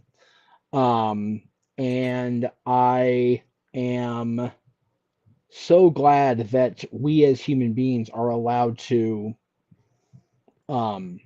have the opportunity to show growth and change. Because if we don't have the opportunity to do that and we don't do that, we have nothing. Punk's return has been just a wonder and a joy to watch. I'm so happy for him. I'm happy for his wife. I'm happy for the fans of his that has never strayed, like Mr. Williams above me. Punk is who Punk is. And I'm glad that whatever happened, that we have had talked about, or more importantly, what we have not had talked about in the public space, has allowed Punk to have this new perspective and allow others to have the same perspective. He talked about, I think on a podcast today or yesterday, about seeing the exchange between Warrior and Hogan at WrestleMania 30 and realizing shit's not worth it getting so worked up about. You know, I have long been on this thing about ever since the 1st of April about, man, I got so few reasons to be angry and bitch about stuff nowadays. Wrestling's good. I know a lot of you don't like the creative, and that's fine. It's not just WWE out there. Wrestling's good. Work is good. My +1 life is good. And just everything's good, man. Love to hear it. Except for the fact that I just can't get past that all this venom, all this hatred, all this stuff is spewed forward from the two of these guys for the better part of 2 months. And they spent last night being apologetic and respectful to each other. What the fuck was that about? Don't apologize. Don't apologize for invoking Sika's name. You meant what you said, Phil. Don't be respectful toward him for whatever he said, Roman. This man brought your father's name into this for no reason except to be the punk bitch that you've called him for 2 months. I want these guys to not walk into WrestleMania with respect. And, you know, everybody's all like, woohoo. I want these two to beat the fuck out of each other so bad. Whatever implosion doesn't happen if Sami does win happens because of foundation shake off of these two beating the snot out of each other. Now, I will also say that I fully expect Roman Reigns to win here. That's my prediction, is Roman Reigns is the new World Heavyweight Champion. Okay. Since I was not able to be part of your show yesterday, nor I was able to be, I'll be able to be part of Aaron's show Thursday because I will be calling, let's see, at that point it will be on ID Showcase. Yes. I firmly believe Randy Orton's going to win Saturday. Thank you. Appreciate that. You're welcome. And I think Randy Orton's going to win Saturday because of who's really behind Pat McAfee. The same person I believe is going to aid Roman Reigns. I think The Rock is going to be pulling every single string here. And both guys that TKO, both guys that Dwayne Johnson want on top of the WWE mountain, are going to leave Vegas as such. Randy Orton has shown he has zero problem being the face of WWE with the authority behind him. Hasn't he, Paul? Hasn't he, Steph? Accurate.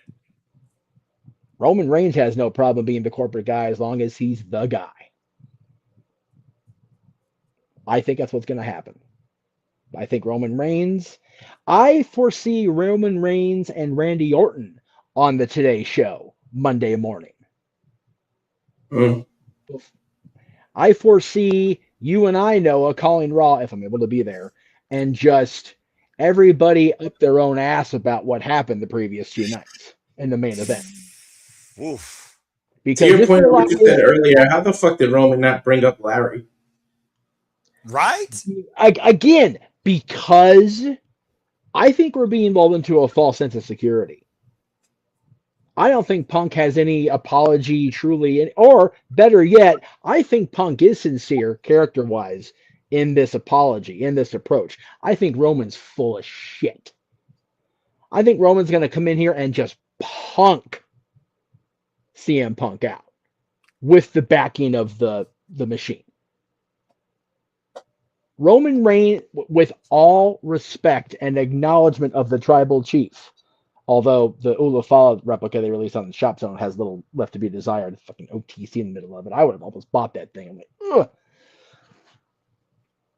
With all respect, if Roman Reigns is not the champion, what is his place in this world? if Randy Orton doesn't achieve 15, what is his place in this world after Saturday? Both those guys they are very much in the position of Stone Cold Steve Austin going into WrestleMania 25 years ago. It's a match. It's matches that both men have to win, and neither can afford to lose. Being Randy Orton and Roman Reigns. If neither of them win, Monday is a what the fuck.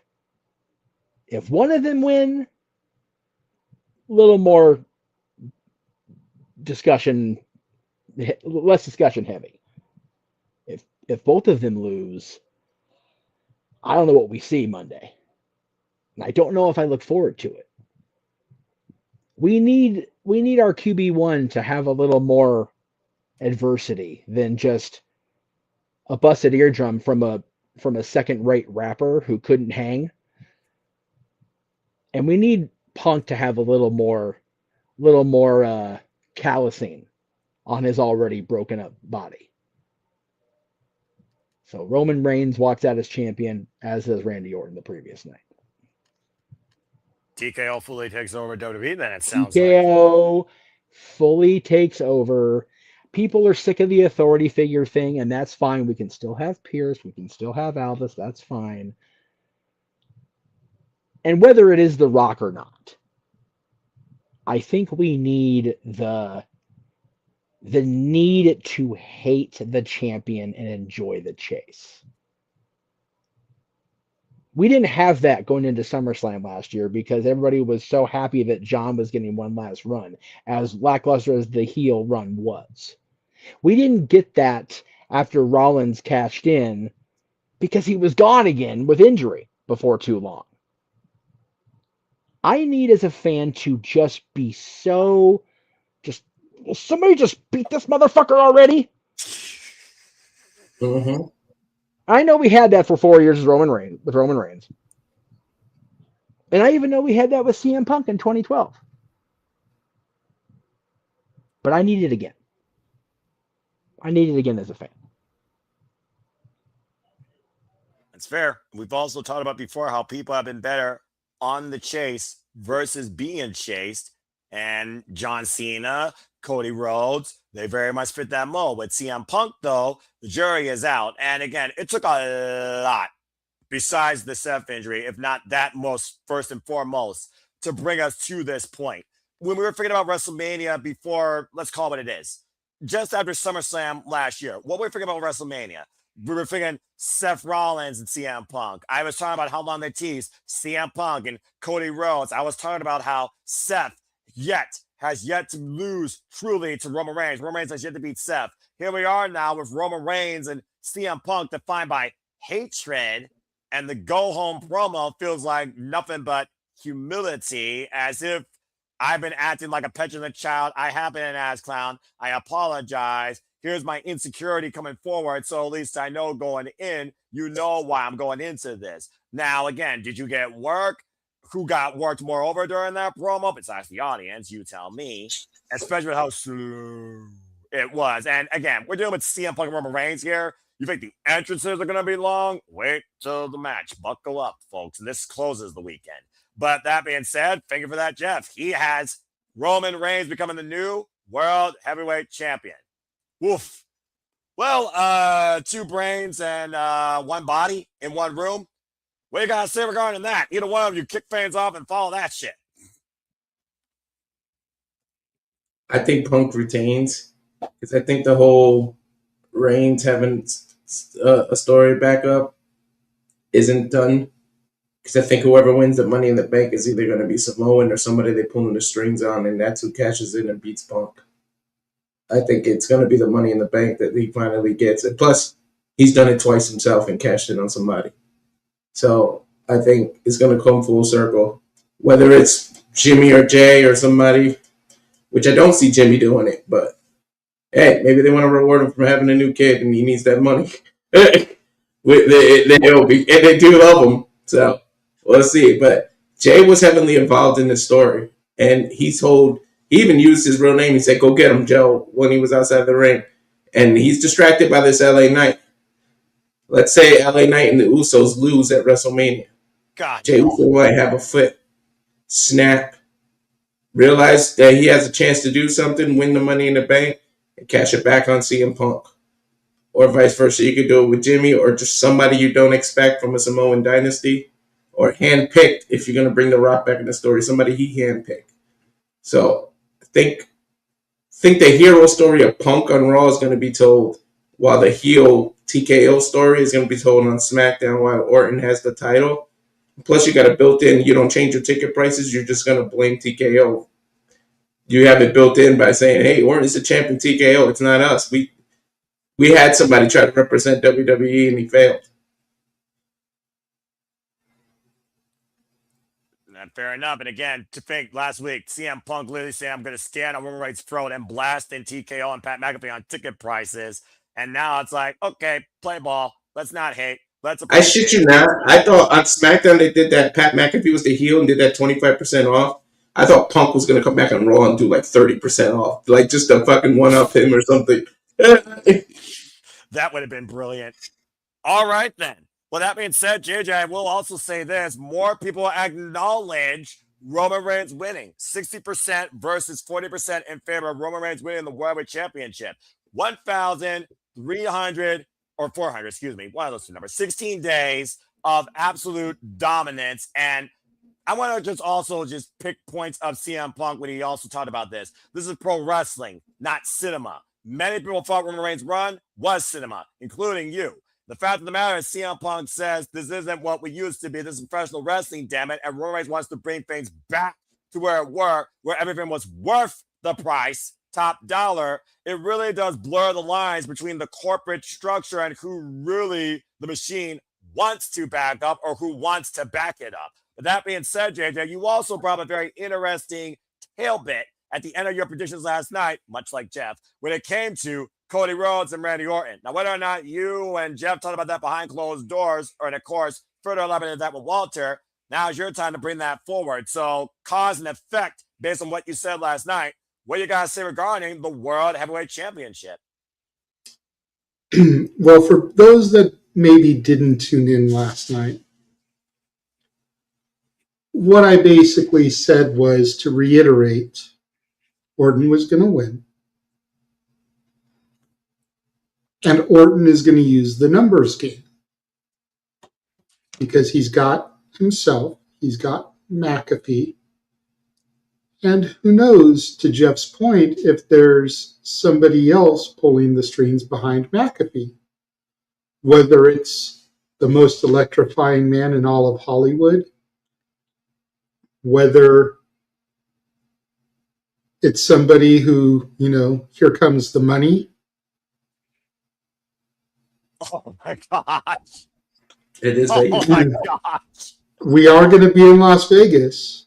You're not wrong. And the house always wins. But that's the other company. Good. So I also mentioned that in order to combat these numbers, Cody may have a couple aces up of his sleeve, a couple of friends in low places, if you will. One who's absolute, one who's all ego.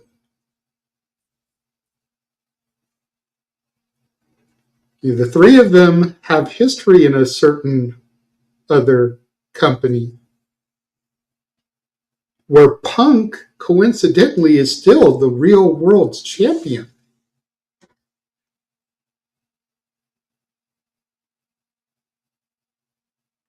And the belt he holds right now is the World Championship.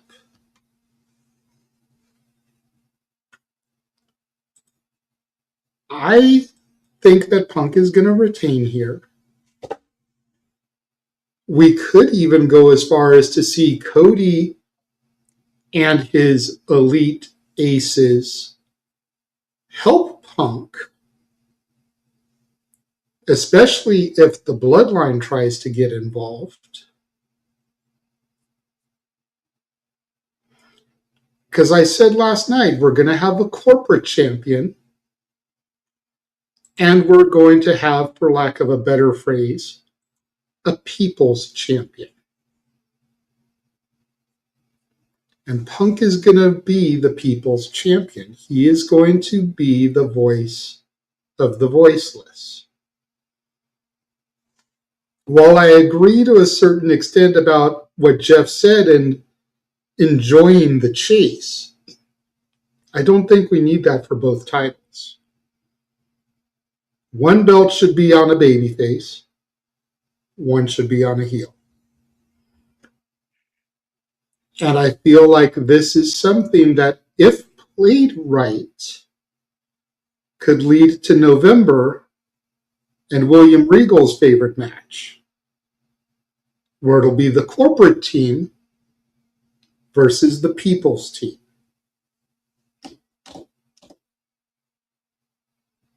And we'll finally have one that makes sense instead of random thrown together.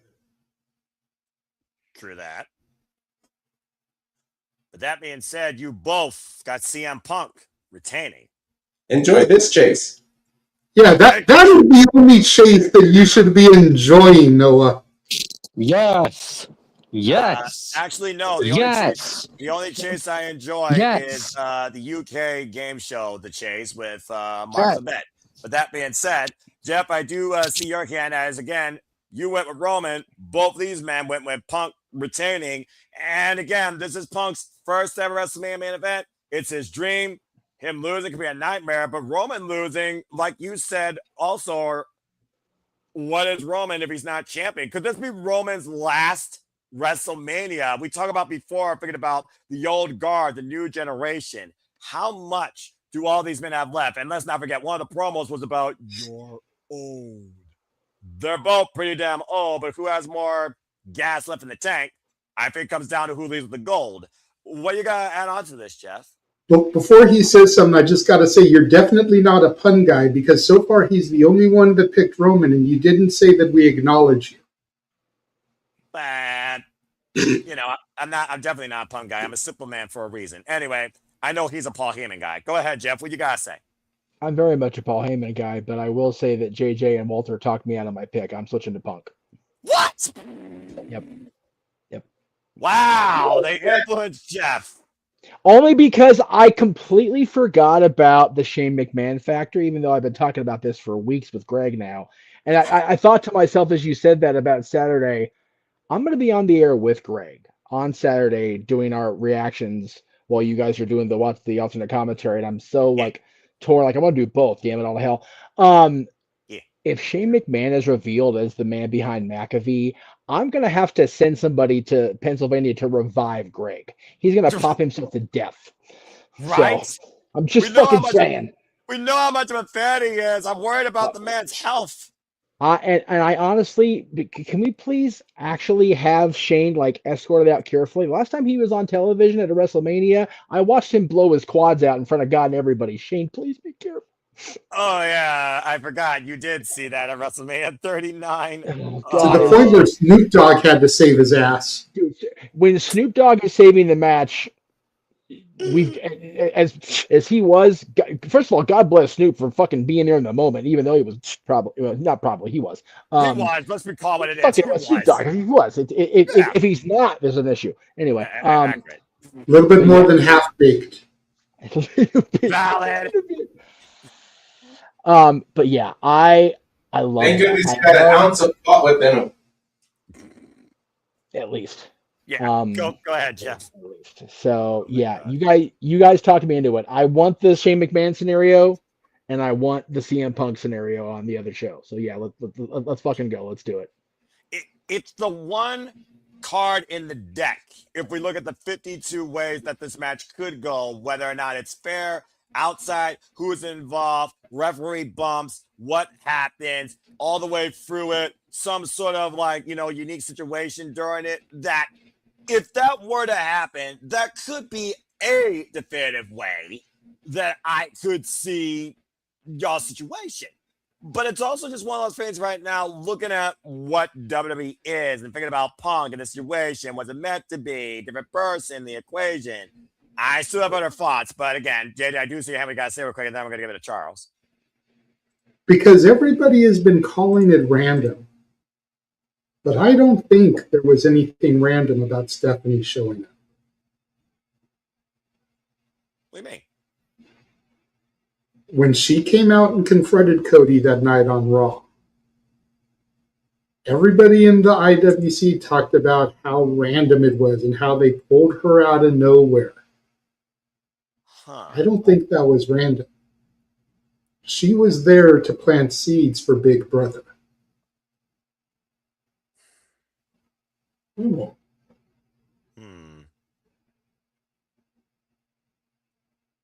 I mean, Yeah. her last name. It's kind of like the Who Shot Mr. Burns, where he was sprawled out on the W and the S, but you turn the W upside down and it was the M for Maggie. Yeah, I remember that episode. Both their initials are S and M. Valid. I think Stephanie was there as the decoy to plant the seeds for Big Brother Shane's involvement. Oh, their fault. I'd be Especially surprised. after the meeting with TK at that Texas airport didn't pan out to anything. Yeah. I do wonder, though, can Stephanie coexist with her brother, and can the three coexist, though? It's a whole different... I think they can now that Daddy isn't there. All right. Again, it's food for thought. We'll see. Again, this is Paul Levesque's third official, fully creatively made WrestleMania, and he's probably turned the pages 3 or 4 times based on the injuries, despite the fact that one person might return on Saturday to exact revenge, a little bit under a year later when he was part of another man's vision. But nonetheless, I do see what you're saying. But something to me right now just feels like looking at WrestleMania this year, and TKO's hands in the cookie jar deeper than ever. I think they want things to go their way and what they want to represent them. And CM Punk said it. You're safe. You're plastic. You're vanilla. And he also is literally a guy that is the marketing behind the WWE brand for every late night talk show or every media appearance. It's not Punk. Punk has not main evented a PLE. Punk has not been the guy that Roman Reigns has been for 4 straight years. Punk has not been the guy that stayed through WWE through the worst of times, despite the fact he ate dog food for a weird old man. Roman Reigns has always been the WWE's leading man, even when he was proverbially silent face of the Shield. And it's hard to argue that they're ready to give that up. We talked about before how many retirements we've seen, including the GOAT John Cena, who will be the host. And we haven't brought him up at all in this conversation, which says a lot. But I just think something to me right now, I don't think this is the last we're going to see of Roman Reigns, and I don't think it's going to be the last we see of Roman Reigns as champion. To think at one point, I didn't even acknowledge Roman Reigns based on the type of run that he did. And now I look at the landscape of WWE, and I think now this makes sense, and it's going to be different. Because again, it's not the undisputed WWE championship. It's the There's no such thing. Don't sorry me. It's the World Heavyweight Championship, and he literally picked it off a man that he hated. How far does hate fuel an individual's goals? And after what I saw Monday night, I freaking don't know. So at this point, though, I think Roman Reigns is actually going to win. I'm going with Roman. So that being said, Charles, you close things out. What you guys say real quick? And then, I'm the last. We'll see if anybody else has anything to say based on what you may put down. Well, I guess I'm the last one in this crazy land. Nothing new for you. After what I freaking got the stand ovation from JJ earlier and everybody else. So I think on that one, I expect CM Punk to retain. I just do. If Punk were to lose and Roman were to somehow retain, it wouldn't be just the bloodline. It'll probably also the MFTs as well, because there's some random why Solo's randomly involved all of a sudden. It's just so random. But I expect Punk to retain here. You can't have 2 people that be under TKO holding the 2 world titles. You just need one face to hold the least, still keep it. That's why I expect Punk to retain. But I don't think this is Roman's last WrestleMania. That's probably going to be next year when he finally faces a certain final boss. And also tell the story of Roman cannot win at WrestleMania after losing the title. Because he's lost at 40, 41, and will make 30 or 42 this year. Back to back.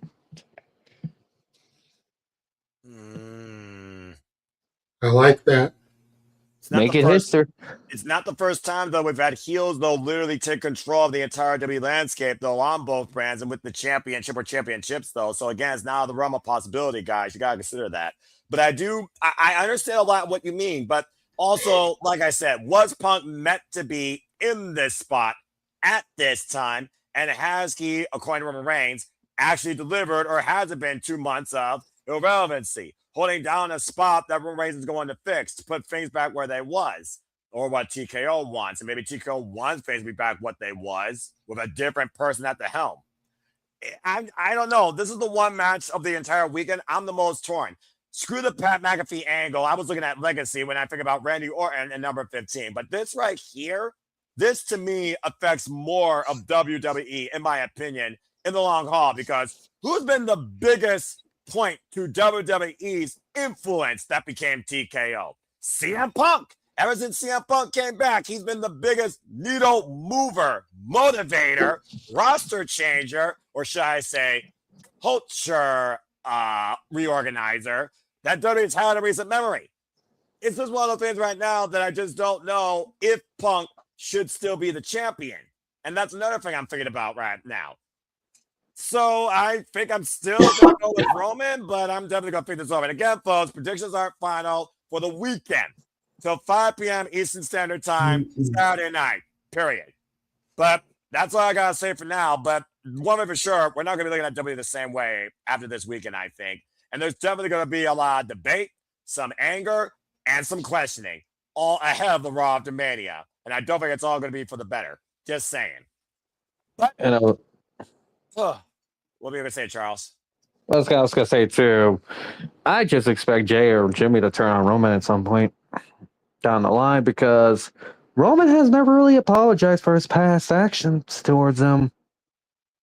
Do you expect the Usos to get involved in this? Yes. But may accidentally or purposely, depends, really screw Roman over.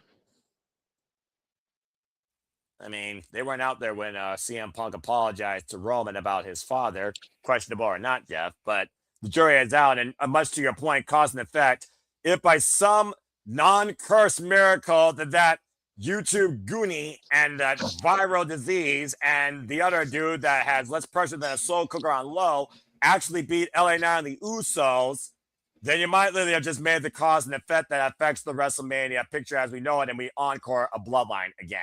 I really don't hope that happens. I really don't. I fear that this WrestleMania, even though both nights are dynamic, still somehow the results of Saturday are going to affect Sunday. And the Usos might be at the forefront of it. Yeet. No yeet. I was going to say exactly, but that Jay just said yeet before stop me completely dead my tracks. 1 year later, folks. I'm just saying. What about my possibility? Well, one thing for sure, this WrestleMania has got a lot more of us questioning what the fuck are they doing. So I guess that's one way to draw ticket sales and investment. Whether or not it's 60 or 40, we'll see soon enough. I expect a lot more lights in that building, especially when the sun goes down. Just saying.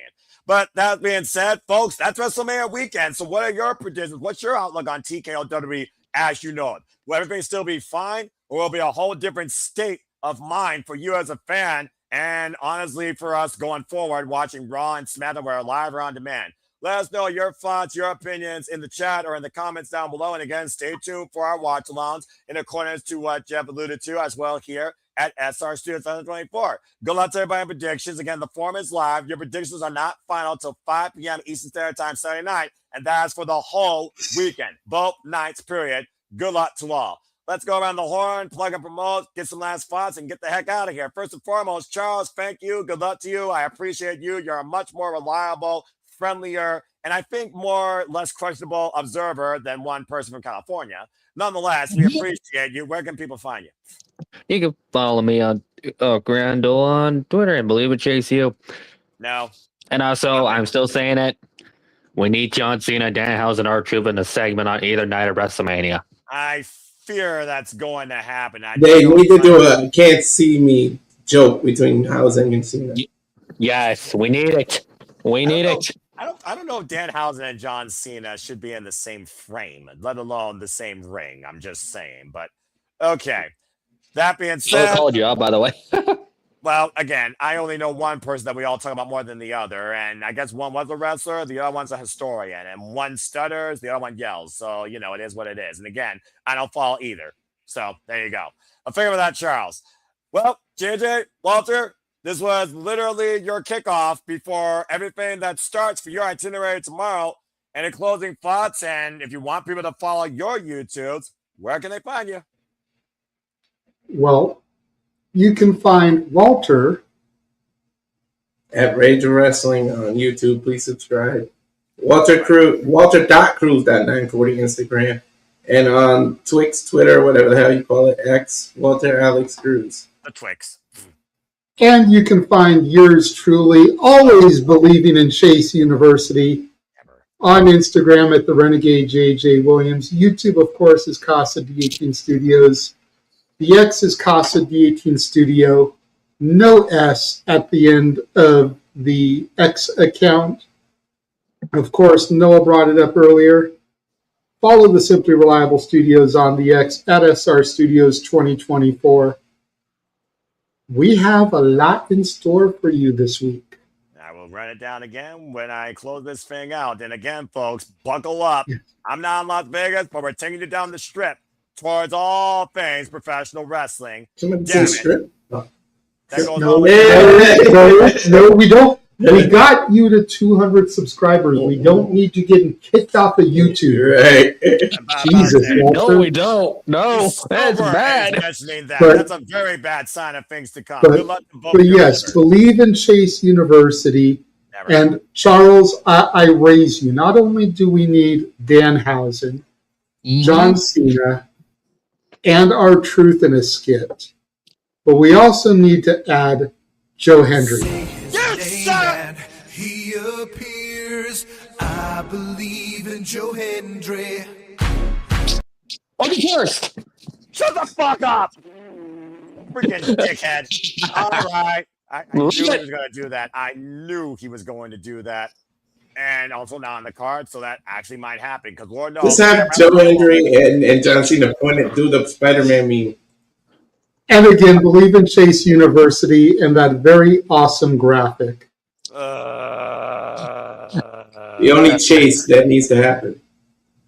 You can say whatever you want about Chase U not being an accredited university, Noah, but even you have to admit that that is an awesome graphic. I ain't admitting shit. All right, well, thank you for that. To tell us had two things. One, she sets up towards Walter and JJ, which I don't know, that sounds terrifying. They do on stream, be drunk on stream. That's number one. That sounds terrifying. I don't drink like that. Thank Christ. That just sounds terrifying. And also, this is a good point. I've never stopped believing in Joe Hendry, but I'm slowly disbelieving in TNA unless they bring back the bunny. And that's the only segment I care about. That being said, you've never stopped believing in who? I never stopped believing in who? Nope. In who? He's in NXT, so you don't have to worry about TNA. I believe he said he never stopped believing in Joe Hendry, but I could be wrong. Name and he appears. I believe in Joe Hendry. I'll be cursed. You're overkilling it, get it? Stop it! You all stop it! Everyone's against me! Fucking hell. Oh my god, what the fuck was that? That's a freeze frame I once made when I had to go get a Mountain Dew and they let me, when I figured out how to walk off and recompose myself. Not the first time you do. Oh, God. The After these messages, Noah, Noah, be right back with the scary eyes. Jesus Christ. Anyway. Now, a word from our sponsor. The fuck out, Charles! And now for a taste of things to come. All right, Okay. this guy's drunk on power. He's going to be drunk on something else in the I next love 24 this. hours. I love God it. bless you and your liver. Have an incredible time in Las Vegas. Thank you so much. And I'm sure we'll see you in and out of the watch-alongs, and also especially during the weekend shenanigans if you survive with a voice. Good luck to both of you. So, since it's my turn, Walter, did they have In-N-Out in NorCal? Do they have what? In and out. In-N-Out, Yes. the burger joint. Yes. Okay. I was gonna say if they don't, JJ, get this man to In-N-Out in Vegas. It's overrated, but yeah. Those I can't do it fireworks. anymore. Anyway, I can't. Okay. Anyway. Oh God! No! No! Not enough. If one What was more that? thing gets clicked, I'm taking you all off this screen. What the hell was that? That's a freaking national anthems. These two are drunk on idiotic producing. Oh, okay. Jeff, please plug your stuff. Please plug your stuff. Okay. So since Noah's going to plug the watch-alongs, of which I'm going to be part of many of them, and I think, God damn it, Raw GM, fuck you, Hornswoggle, you bastard. Anyway, oh shit, they closed themselves out of the stream. That's tremendous. I'm here for it. Oh my God. Okay. Wow. Oh, I see what happened. Okay. Really quickly, tomorrow on the Greg Cherry Show. 7 o'clock Eastern, 4 Pacific, in its usual slot. I'm going to try to get my predictions from this show and yesterday's show sent to Greg in clips. Hi, guys. If not, I'll be sending a written thing to them. But the graphic, if I may have, Mr. Foster, please. Absolutely. Thank you, sir. So it says predictions and punishments. We've all agreed that whoever has the lowest score on WrestleMania predictions will have to endure a punishment. Mine has been logged in as I have to drink what's only been labeled as a awful smoothie. I have no idea what ingredients are going to be in this smoothie. I am frightened, but my original choice, you can take the graphic down now, thank you, was to appear during a next week's streams, No DQ Review, Greg Cherry Show, and if I was able to be on Shangas with you guys, or even on Raw, in my Eddie costume from Rocky Horror. But I realized that the damage we had at the apartment got rid of all those pieces of costume, so it cost more than I can afford to get that costume back together. So an awful smoothie it will be, probably during the Greg Cherry Show next week. So be on the lookout for that if I do lose. I hope I don't lose predictions because I really don't want to be drinking anything awful because I'm going to be doing enough drinking this weekend with the Terramana here in my door. So good luck with that this week, Noah, with me on the Terramana and the whiskey. So have fun with that. Oh, Lord. But I digress. So yes, Greg Cherry Show tomorrow, and then all of the things Noah's gonna mention here because I'm part of a good chunk of them, and I'm very blessed to be part of it. Thank you for that, Jeff. And despite these clowns, thing 1 and thing 2, we wouldn't be here without them. So again, God bless them. But folks, this is what I have to moderate and deal with. 20% for 65. There's a reason why I'm the man in the suit. Good Lord Almighty, I'm surrounded by buffoons. But thank you, Jeff. With that being said, Don't you love it?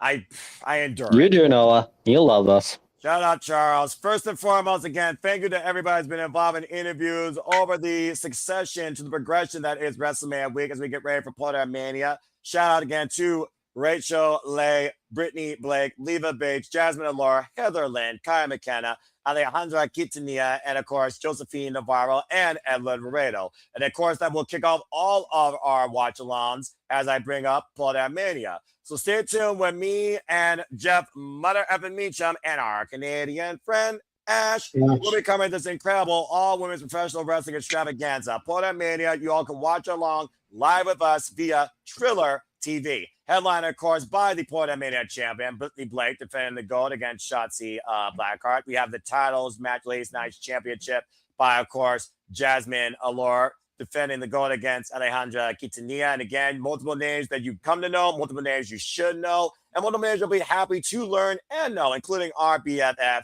Izzy Moreno. Walks of all forms of life here in women's professional wrestling. It's a full women's professional wrestling delight that kicks everything off.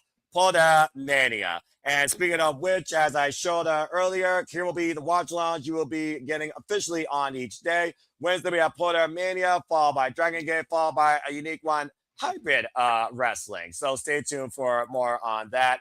As of course, the start times will be live on the streams across all the channels at the Super Reliable Studios. Thursday, it's going to be a fantastic four. We got Progress Wrestling, the WID Showcase with me and Senior Heath. And we, of course, have House of Glory as well as Ladies Nights Out. That is available on Title Match Network. You, of course, become a member of that professional all-women's wrestling showcase streaming service today. And shout out again to Tilly that also gave us plenty of his time to discuss that service and what this show will offer. Over 70 different incredible female talents will be part of the show in and out of the ring. And Friday will be a GCW collective with some Joshi Pro and Juggalo as we have Stardom, JCW, and 3 GCW shows, including, in my opinion, the premier GCW show of the year that literally kick-started what we do now in Call Us Studios. Joy Janela Spring Break, headlined by Sami versus the Invisible Man and Brody Jr. versus Joy Janela himself. As we, of course, get into WrestleMania weekend. WrestleMania weekend will also involve more GCW before and after, but stay tuned as me and the Stat Boy, and also I believe it will be Ash, which is going to be a very unique duo. I guess Ash and Nate Paquette now, how fitting, Canadian. Again, we'll be covering WrestleMania Saturday, and our pre-shows for each day will not be 3 hours, because we're not fucking insane. They will only be 30 minutes. They will be 5:30 p.m. Eastern Standard Time on each day. Sunday, of course, we'll also have a little bit of wrestling before it if I can find it. Spark Josie, that will include Kyle McKenna. And, of course, we'll culminate things with WrestleMania Vegas Sunday, as well as the longest edition of the Sunday Shenanigans, hosted by me. That is the wrap-up of the entire week before we cover the Raw after Mania. And if you want to know more about me, be part of Predictions Leagues, or see what I'm commentating, moderating, participating, and enduring, much like tonight, follow me if you choose, and Foster 1916 on the X and on YouTube. For I am nothing more but a simple man and a lifelong fan of professional wrestling. Damn it. So again, find me if you choose, and Foster 1916 on the X and on YouTube. We talked about one of our wonderful ladies of the studios earlier, the Pink Ranger. Shout out to the Yellow Ranger. Don't be a dickhead, despite the fact she loves orange and black. Subscribe to Data Barry for Wrestling, of course. If you want more Shinyon New Japan Pro Wrestling Outlook in your life, and a bloody lover of the Techers, both men and women. Barry for Wrestling at Shoutout Bad Ash. She'll be part of course, WrestleMania Lodge Alons and Porter Mania. So you'll learn more about her personality very shortly. Again, Arlene, thank you for your contributions in the chat. Shout out to the Dominguez. Follow them as you see there. Yu-Gi-Oh! Not implied, but it might as well be Tay and Yu-Gi-Oh! On this screen, or Joey and Mai. Again, Arlene Emmanuel Dominguez, appreciate them always. And again, follow Emmanuel's YouTube channel, Interactive Games and Movies. He just did a very nice review, watch along on a movie that's very close to his heart. So again, show him some love and support him as the Superman's watch along agenda continues.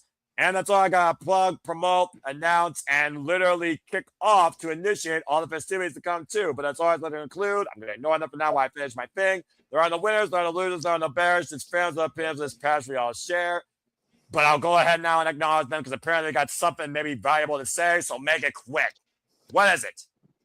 I was just going to say, can you throw Ash's graphic back up one more time? We get to see him twice. You really like to piss people off. Where's she from again? Oh. She's yours, she's mine, she's our Canadian friend, Ash. Will you stop that? Oh my God. In all seriousness, no. In all seriousness, don't take me down. In all seriousness. Thank you to all the fans out there that have been supporting us for almost the last 2 years. Without y'all subscribing to this man's channel, this would not be happening right now. We'd still be driving Noah Nucking Futz. Because even when we're at our separate houses, we have access to the producer side of things. So we'd both be doing crazy shit to fuck with them. That would still be happening. But this, us in the same place at the same time, quit it. Would not be happening without your love and support. So, in the words of a man who is most definitely not El Grande Americano, I thank you. And tell a friend to tell a friend to tell a friend to subscribe. Yeah, that much I do agree with. And as always, protect your mentality too. Treasure your families, as Jade so eloquently put, no matter how much they annoy you. And just enjoy life, enjoy professional wrestling too, especially this week. It's as simple as that. If you can't find something in this week, get the fuck out of the industry. Whether you're a fan or worker, something's wrong with your brain, with all due respect. 100%. We say it this time of year more than any. I'm just going to say it one more time to echo Noah's sentiments, and I even put it in my tweet. If you cannot find something to enjoy this week, very, very politely, we ask that you get the fuck out the fandom. Or sit down and rotate. Because there is too many different entrees at the buffet this week. And how apropos that I use buffet in Vegas. It's a Vegas buffet. I mean, come on. But there's way too many entrees at the buffet this week for there to be nothing that you enjoy.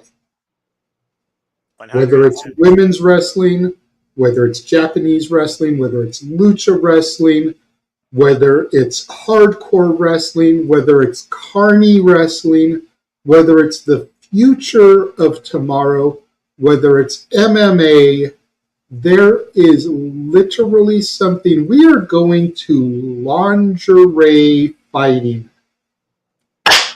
We are going to women in their underwear doing mixed martial arts fights one night. There is literally something for everybody. And then on Sunday, there is family entertainment with Second Wrestling. Shout out again to Rabbi Fine, who gave us 2 hours yesterday. Respect.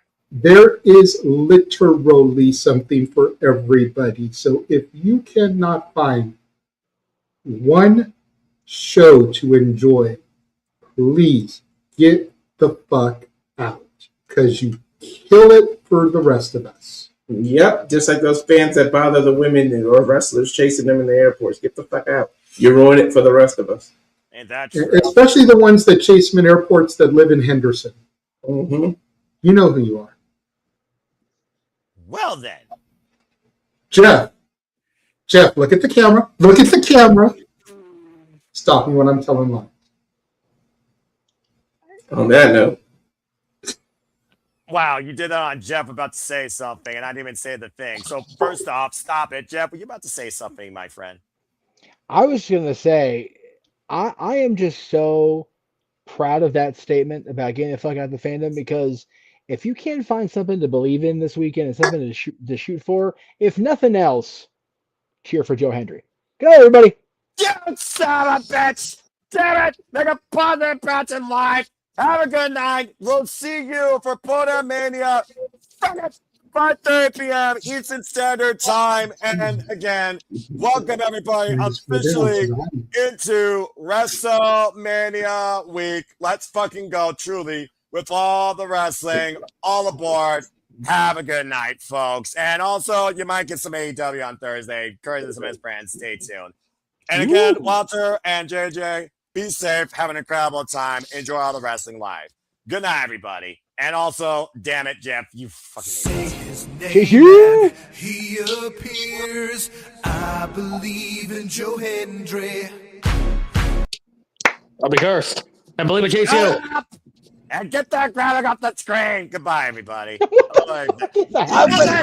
It's graphic media running wild, brother. Not anymore. I'm hitting the button. Okay. That's terrible. That's the worst one yet. That's the worst one yet. There we go. That's right, we'll end with that. And also, again, follow SR Studios 2024. We're just going to keep all the graphics, all the graphics. All right, that's enough, everybody. Good night. Get some sleep. We got a lot of work to do. All right, seriously. Leave.